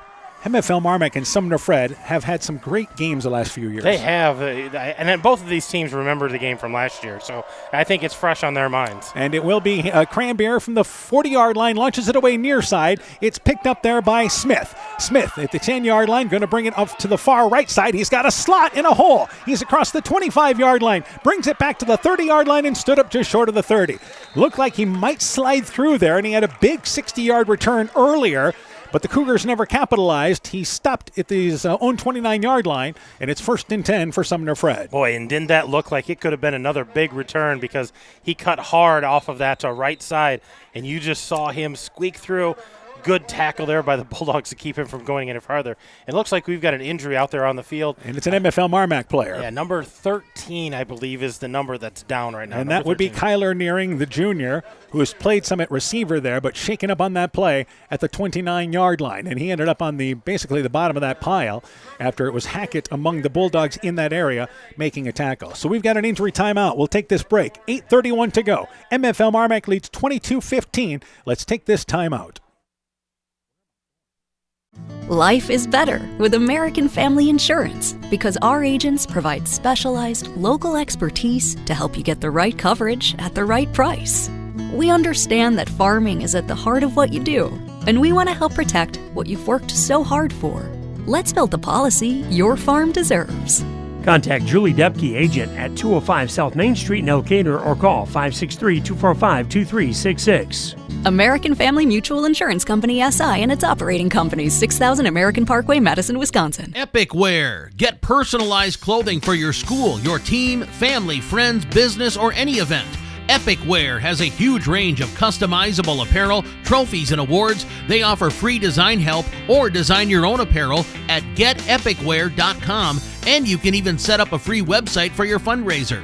Epic Wear, walk on. Call 563-568-2301 to place your order today. Welcome back again to Sumner, and I love this. Nearing, the good news is he's being helped off, and he is limping as he comes off to the sideline. He's walking on his own, but limping, and he took time to tell the official how the guy was grabbing him and holding him. Yeah, he stopped to talk about, hey, he was holding me, but he didn't want any help. He wanted to make sure everybody knew he was okay. He didn't want any help coming off. And here come the Bulldogs on defense. Cougars looking to answer the last score by the Bulldogs. And they're at their own 28-yard line. First down, 10 yards to go for Sumner-Fred, trailing for the first time in this second half at 22-15. Three receivers to the left, a single receiver to the right. Nuss out of pistol. Toss play left side to Henderson. Scoots by Gordon in the backfield. Breaks a tackle, but will be lucky to get back to the line of scrimmage, if at all. Schaller there making the play. Also there as well as McGee. I'd give him a loss of a yard on that. Well defensed by MFL MarMac. Yeah, good job by the defense there. I don't think he's going to have any gain. He might have got back to that original line of scrimmage, so we're going to have 2nd and 10 here. Yeah, they do give him the 29-yard line, so good job by Henderson having to work to get back to the line of scrimmage. Second down, 10 yards to go. Keep an eye on the clock. We're inside 8 minutes left here in our fourth quarter. Still plenty of time to go. Bulldogs trail at the half 15-14, lead right now 22-15. Three receivers to the right. Nuss to throw the football out of that bunch formation. Open is Land, catches it in the flat 35-yard line, pushes it across the 40-yard line, 45-yard line. Hackett makes the tackle in the open field, but a nice swing pass. They've had some success with that pass, and it's 1st and 10 for the Cougars across the 45. Yeah, 19-yard gain there for Land, and that was a nice job getting out of the backfield, getting that ball, getting upfield. Both these quarterbacks have really spread the ball well tonight. Yeah, they have. They've spread it around, got it different guys and different looks all night long. First down, 10 yards to go, so at their own 46-yard line. They'll send it back in motion and Land, and they'll run it with Henderson. Nope, they're going to fake it. Nuss keeps it, but he's tripped up by Schaller at the line of scrimmage, falls ahead for only a 2-yard gain short of midfield. So a nice option there by Nuss, who manages to get a couple of yards because Henderson was going to be stopped in his tracks. Yeah, they were keying on Henderson there. He's carried the ball 8 times tonight. Nuss has carried it about 13 times, so those two guys have been doing a lot of the work in the backfield. So we go inside 7 minutes left here in the fourth quarter. Second down, give him 7 on that. 2nd and 7, so give him 3. And Sumner-Fred continues in their spread attack. Pistol formation. Nuss stands at the 45-yard line. Land in motion. They'll go back to Henderson. Henderson hit at the line of scrimmage, then stopped in his tracks at the 46-yard line. No gain there on that play. It'll be third down, 10 yards to go. To finish the play was number 52 for MFL MarMac in Keith Anderson. And it's third down now and 7 yards to go for the Cougars. Well, and you can see the Bulldogs really firing off the ball, especially those guys up front. But the linebackers are floating, finishing off those tackles. They've really locked down this Cougar running attack. Third down, 7 yards to go. By the time this play is completed, we'll be inside the 6-minute mark here in our fourth quarter. Bulldogs leading 22-15. Third down, long situation for Sumner-Fred as they continue from the 48-yard line. Nuss to throw the football again. Has time, looks over the middle. He's looking for Staggy near side, and he's overshot at the 20-yard line. In on the coverage there was Parker Keel. It was one-on-one downfield. Would have been a spectacular play by Staggy in the near sideline over his shoulders, but incomplete. Fourth down for the Cougars. Well, and you're at midfield right now with the Cougars. You're under 6 minutes, or about 6 minutes to play. This might be a situation where you have to try to go pick this up, and if you don't, just lean on your defense a little bit, because right now the clock is not in your favor and you need a score. And they have 2 timeouts to use, but it appears here that they are going to go for it from the 48-yard line. They'll have to get inside the 44-yard line for first down. And before this play gets going, Sumner-Fred wants a timeout. Huge fourth down coming up. Bulldogs lead 22-15. 6:03 to go in our fourth. Back with more after this. When making up a to-do list, don't forget to include servicing your car at Edie's AC Delco Service Center in Garnavillo.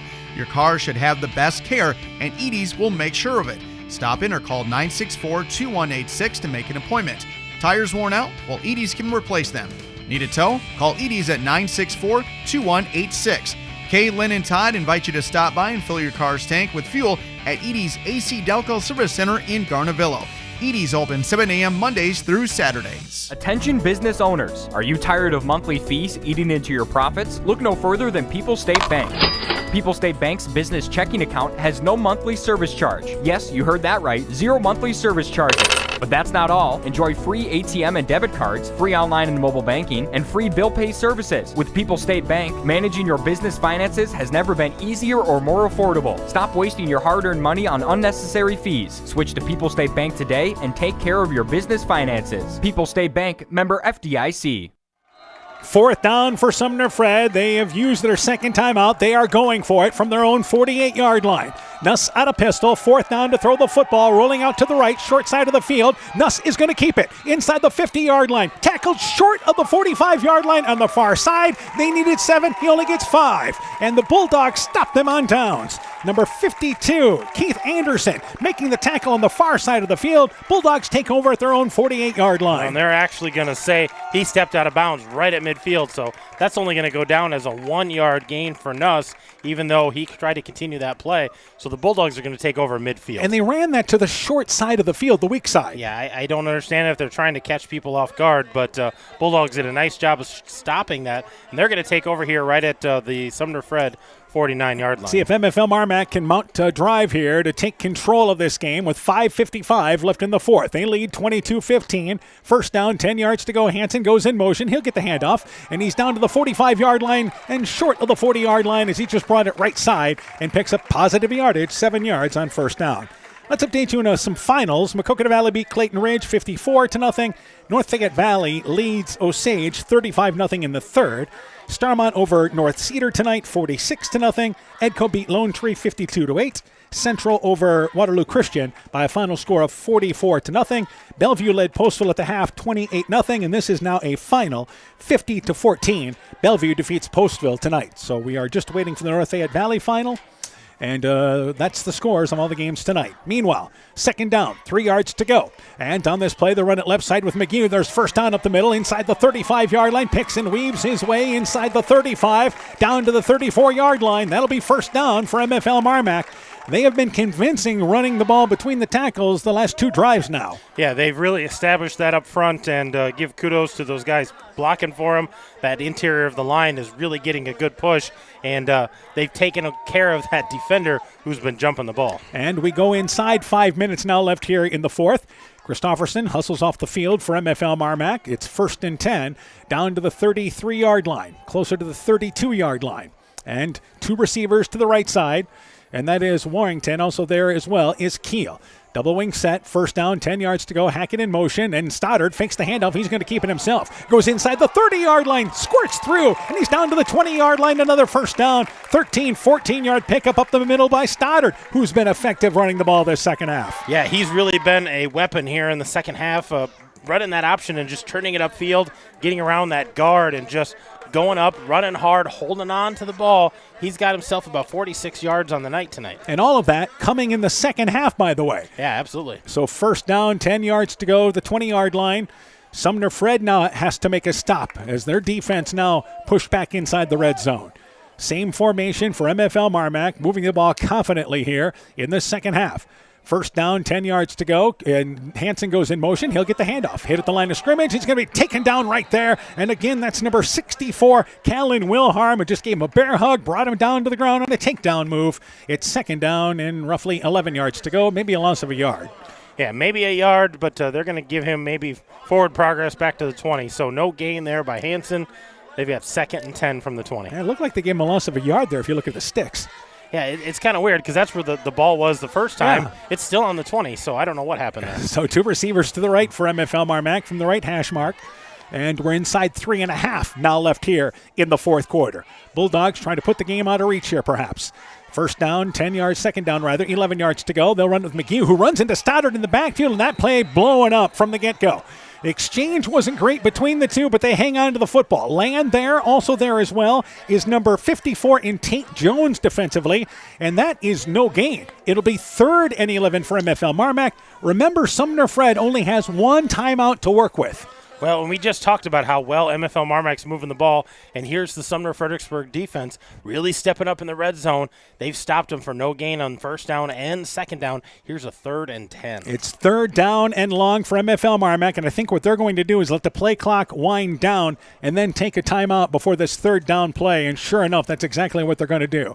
So MFL MarMac with the play clock at 1, they take a timeout. There's 2:42 to go here in our fourth quarter. They lead 22-15. Timeout Bulldogs. Back with more after this. Scooter's Coffee in Manchester offers a variety of coffees, smoothies, blenders, and breakfast food products served all day long. Scooter's Coffee offers fast and friendly service, too. In a hurry? Use the Scooter's Coffee app to order, pay, and earn rewards. Simply stop at the drive-thru window and pick up your order. Scooter's Coffee is open Monday through Saturday, 5:30 a.m. till 8 p.m. and Sunday, 6 a.m. till 8 p.m. We look forward to seeing you at Scooter's Coffee in Manchester. It's back to school time and the fall sports season is underway. Hi, this is Dr. Jessica Wilkie from Family Dentistry Associates of Monona, and I am excited to announce the addition of Dr. Chase Bruner and Dr. Daphne Hafler to our team. Dr. Bruner, Dr. Hafler, Dr. Foey, and myself are welcoming new patients as we cheer on all our area student athletes this fall. We look forward to seeing you at your next dental appointment. Family Dentistry of Monona, where health-changing smiles are created. So we have 2 minutes, 42 seconds to go here in our football game. It is 3rd down, 11 yards to go for MFL MarMac. They're at the 20-yard line here. As we mentioned, Sumner-Fred only has one timeout. You figure MFL MarMac going to continue to run the ball. That's how they've gotten in this position to begin with. They have. They're going to try to run something here, keep that clock moving. Split backs in the backfield on what is 3rd down and 11. Stoddard with him under center, and here's your 3rd down play. He's going to run it left side. It is going to be Hansen, actually right side. He's inside the 15, slides through. He's inside the 10, 5, goes in for the score, touchdown, got it. Hansen scores from 20 yards out, and with 2:37 to go, the Bulldogs go up by 2 scores. Yeah, 20-yard touchdown. That's Hansen's 3rd touchdown tonight. He's got an 8-yarder, a 17-yarder, 20-yarder. He's got 143 yards of the night. He's having himself a great night and a great time for another touchdown right there. The MFL MarMac offense in the fourth quarter has been outstanding running the football. They have. They've kind of taken upon their shoulders of we're going to run the ball and we're going to run the ball well. So Cranberry will try the PAT to try to make it a 14-point lead for MFL MarMac. Stoddard to hold. They've had some issues tonight on the snaps. And again, here is the snap. But actually, MFL MarMac moved up front. It was false start on MFL MarMac. And what happened that time is Sumner-Fred faked like a blitz up front, and that caused one of the MFL MarMac linemen to jump. And the Bulldogs felt that maybe he entered the neutral zone, but our officials are going to talk this over now, aren't they? Yeah, they are. They're going to talk this over. I don't think that was a given that it was on the Bulldogs. I think there might have been some contact or entry in the neutral zone.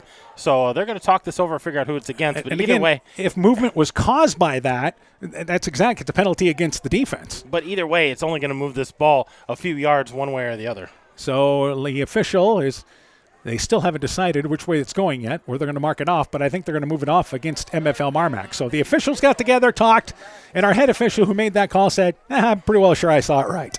Yeah, he went with his original gut there, so we'll back it up 5 yards. We'll try this extra point again. So now the PAT will be 25 yards for Ben Cranbeer. Cranbeer, heading into tonight's ball game, was 11 of 13 on PATs this season. So Stoddard to hold to try to put the Bulldogs up 29-15. There's the snap, high snap, but Stoddard goes up to get it. The kick up by Cranbeer, high enough, long enough, pushed it to the left. It is no good. So we have now 2:37 to go in the fourth. Bulldogs a little breathing room at 28-17. Let's take this time out.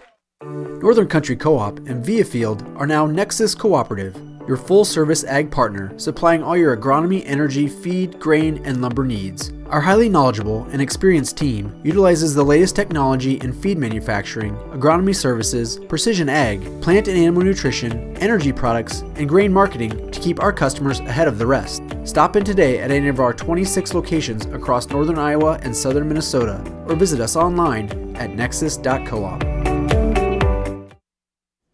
MFL MarMac football is brought to you in part by Smitty's Oil and Tire in Monona, Thompson Construction and Monona Overhead Door, TJ's Pizza in Monona and Claremont, Myers Auto Service in Monona, Clayton County Recycling of Monona, Farmer Savings Bank of Colesburg, Elkport Garber, Strawberry Point, and Arlington, member FDIC, Furniture Showcase in Oilwine, Lighting Showroom, Flooring, Furniture, and Window Treatments, Culligan Water Conditioning in Elkader, and Adverse Weather Insurance, Jim Furman of Volga, your independent crop insurance agent. So MFL MarMac, an impressive drive after getting a stop near midfield. They move it down again impressively, and it ends up being a 20-yard run for Hansen. The conversion kick failed, but MFL MarMac now leads by a score of 28-15. 2 touchdowns here in the fourth quarter for MFL MarMac. They trailed 15-14 entering the quarter. And more important, 2:30 left for the Cougars, not a lot of time. Yeah, Cranbeer squibs the ball up ahead. It'll roll back to the 15-yard line, to the 20-yard line actually, and then Smith falls down on it. They didn't want to give Smith another chance for a big return. And it's first down, 10 yards to go for Sumner-Fred. They're down by 13. They only have 1 timeout and 2:35 to work with. Yeah, just not a lot of clock time right here. They got to score. They got to score quickly.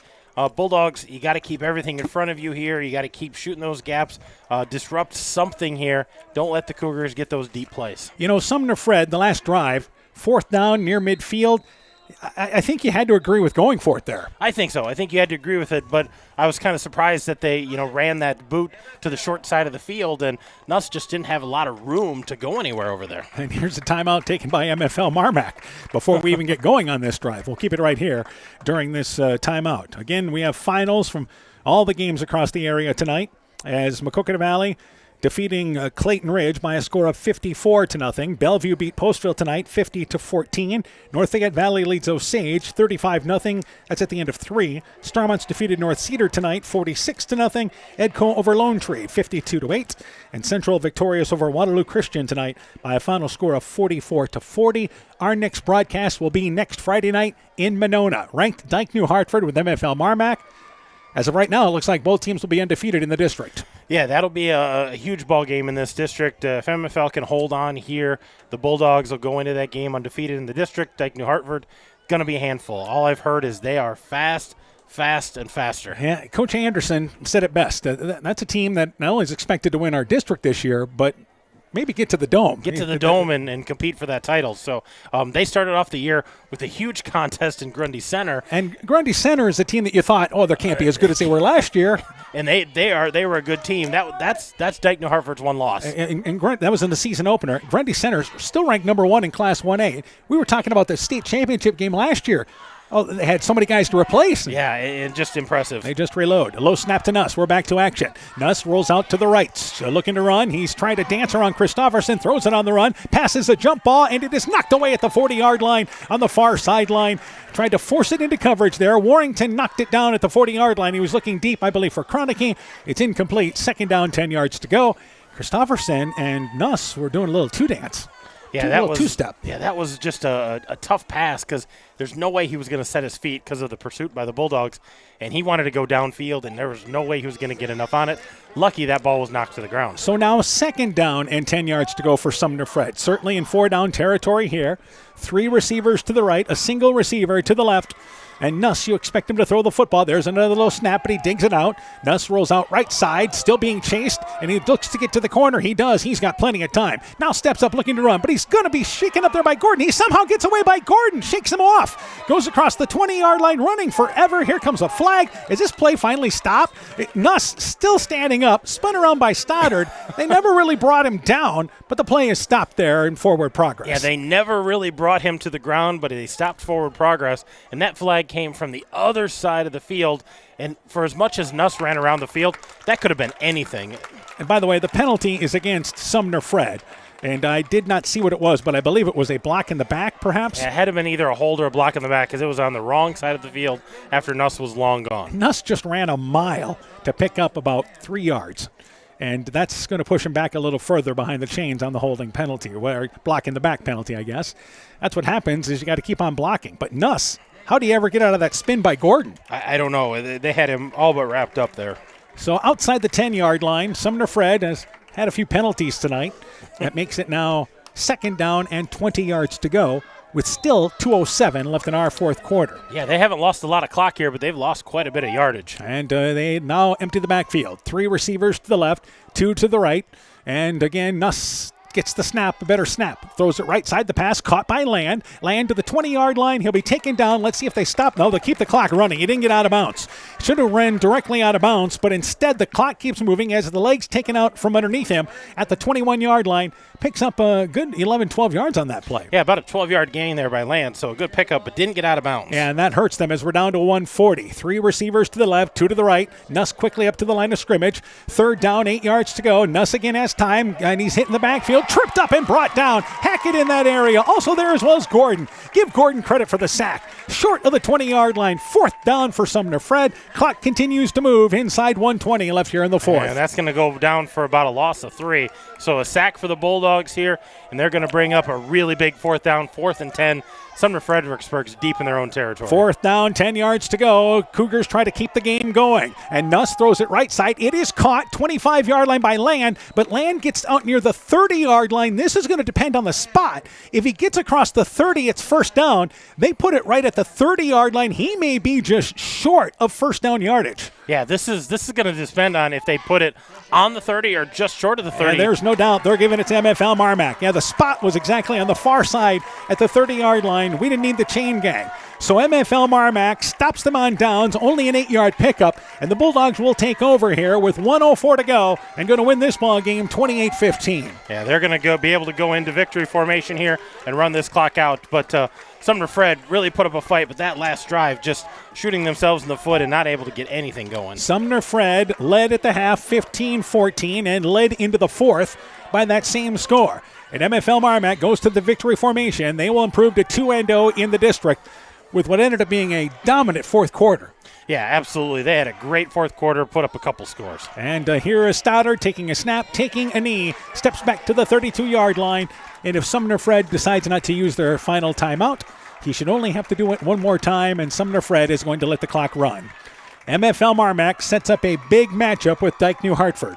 Next Friday night in Monona, 7 o'clock kickoff. The countdown to kickoff will begin at 6 o'clock next Friday night, again, as we talk with all of our area coaches. But in week number 6, that's the game of the area next week. It's going to be a big ball game, you bet. And it'll be fun. That was a fun game over there last year when MFL MarMac outscored Dike New Hartford. And Dike New Hartford returns just about everybody. 2nd down, 10 yards to go. Stoddard takes a snap, takes a knee, and the game will come to an end. MFL MarMac wins another ball game here with a dominant second half. They outscored Sumner-Fredericksburg in the 4th quarter, 14-0. The Bulldogs improved to 4-1. And most importantly, 2-0 in the district. 28-15. MFL MarMac defeats Sumner-Fred. With the loss, Sumner-Fred drops to 2-3. They are 0-2 in the district. When we return, game stats, coaching interviews, your post-game show is coming up. You're listening to high school football on KCTN, Garnavillo, Elkader, Iowa. Brought to you by locally owned and operated NEAT, proudly providing high-quality internet, television, and telephone services at the speed of light to businesses and homes in Northeast Iowa. NEAT also provides computer and network services as well as business phone system sales and service. For more information, visit NEITEL.com or call 877-638-2122. NEAT, connecting you now. Edgewood Auto and Towing is an automotive repair shop, tire dealer, and 24/7 towing service with mobile tire repair service to get you back up and going either on your farm or on the road.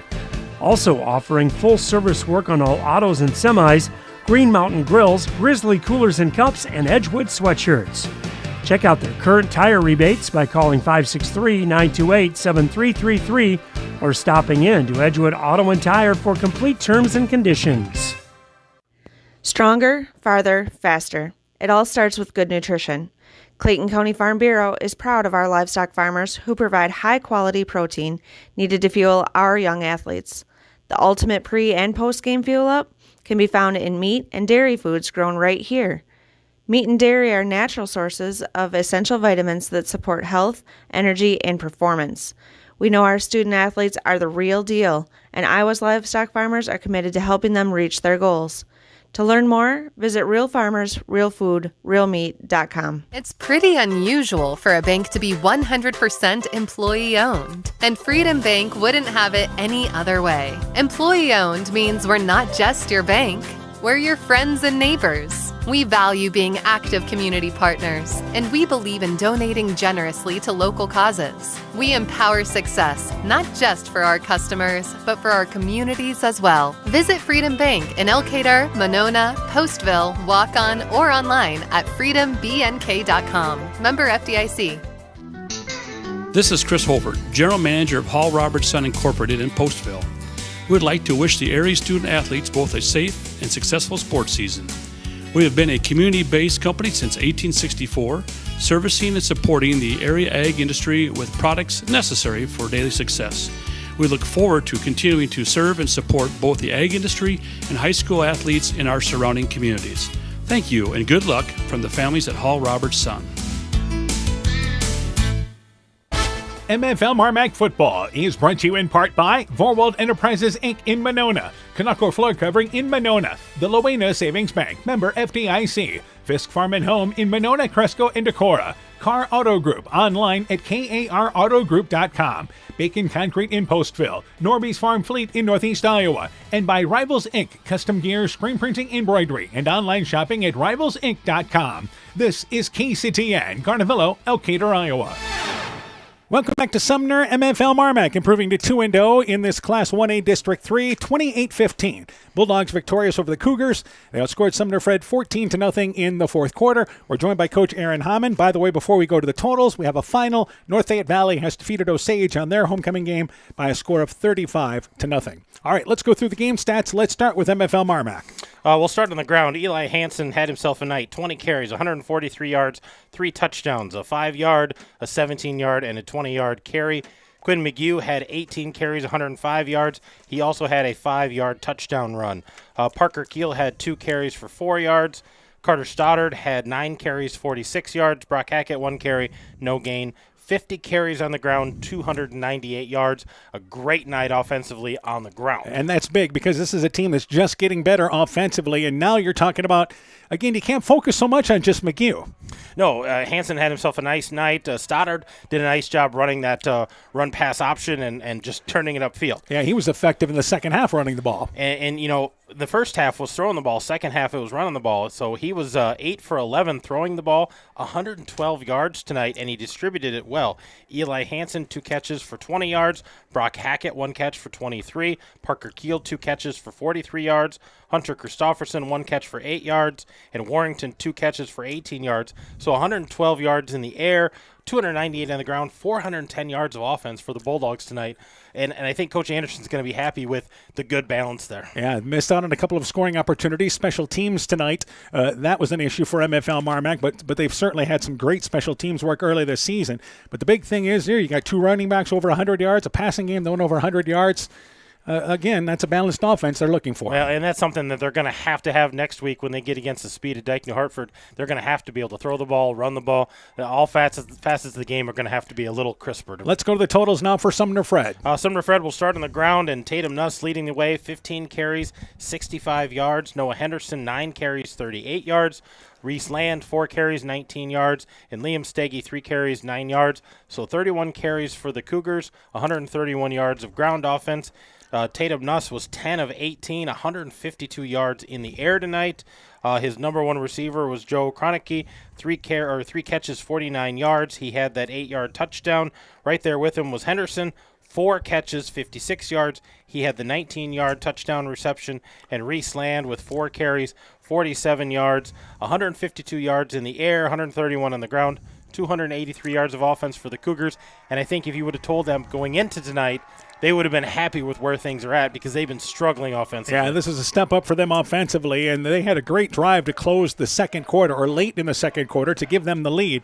And then actually had the ball. I mean, trailing by a score of 22-15, 6 minutes to go, had the ball at near midfield and went for it on fourth down. They ended up just a couple of yards short, and MFL MarMac finishes it off in running the football convincingly in the fourth quarter. Yeah, and I think that was the key there is, okay, you got the lead, and now you just pound it on the ground and able to capple off with another touchdown and put it out of roof. A quick break. We'll be joined by MFL MarMac football coach Dan Anderson when our postgame show continues after this. When I started out in the car business, my dad gave me some good advice. Hi, it's Forrest Brown with the Browns family of dealerships.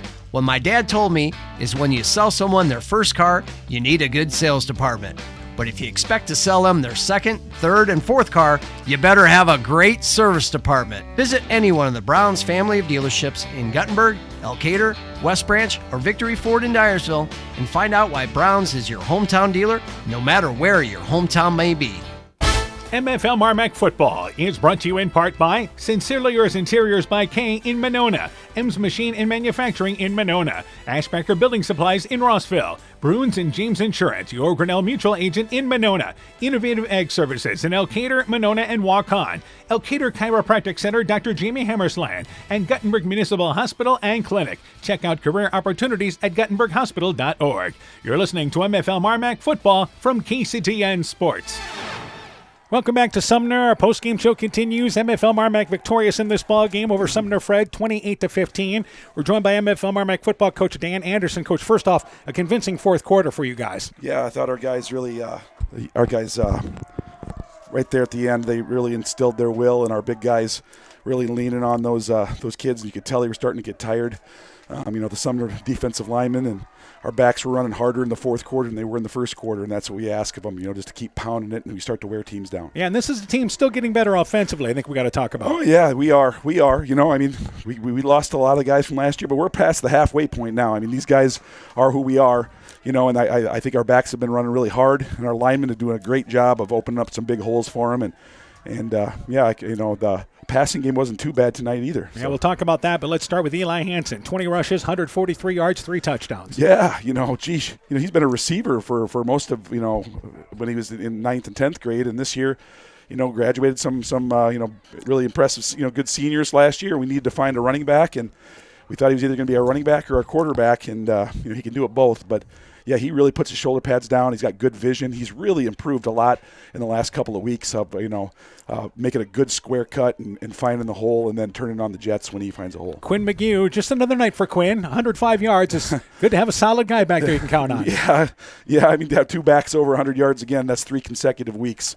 That's what you ask for out of Bulldog football, I guess. So. All right, so certainly Quinn had a touchdown in this game as well. But the passing game you mentioned, Carter Stoddard, 8 of 11 for 112 yards. Yeah, and that's a guy that's never played quarterback until this year. He's been, a receiver or a back too, and we it was open competition. In the springtime, we had guys coming in last spring. I wasn't working with them. They can't do that time of year, But I had a guy from a college guy come in and work with any of our guys that wanted to play quarterback.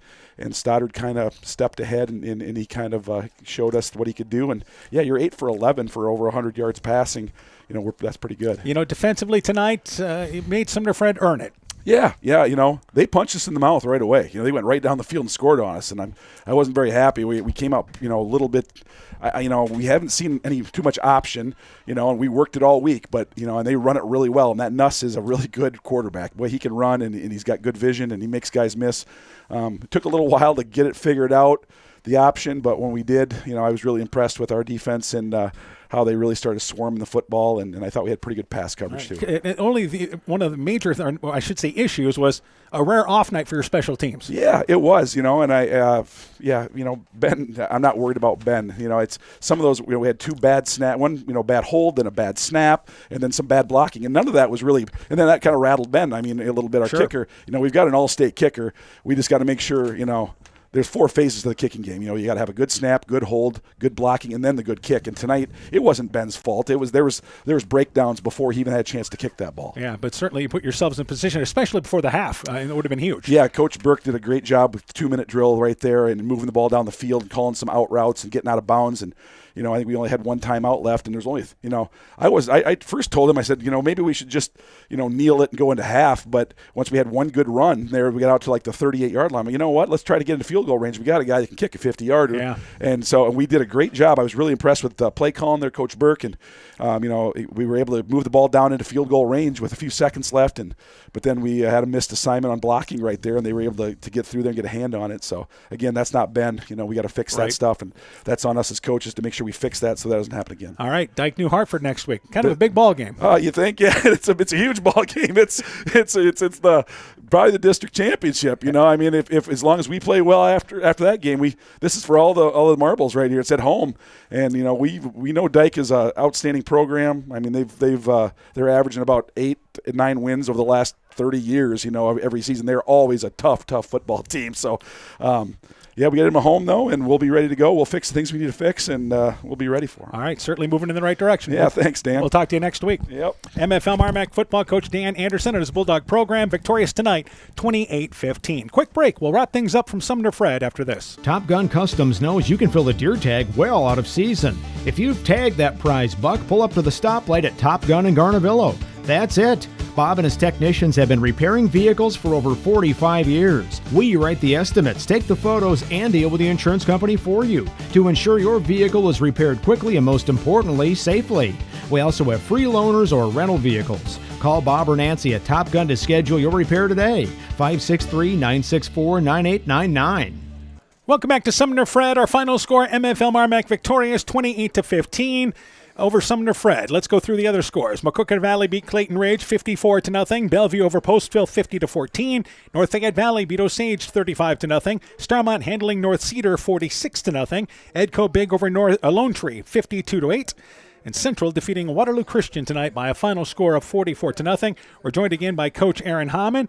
MFL MarMac there, again, was a 4-quarter effort tonight, and they finished strong in the final quarter. Yeah, finding ways to win ball games, and this was a big win for them. Definitely, as you heard Coach Anderson talk about, some things to fine-tune, some things to work on this week.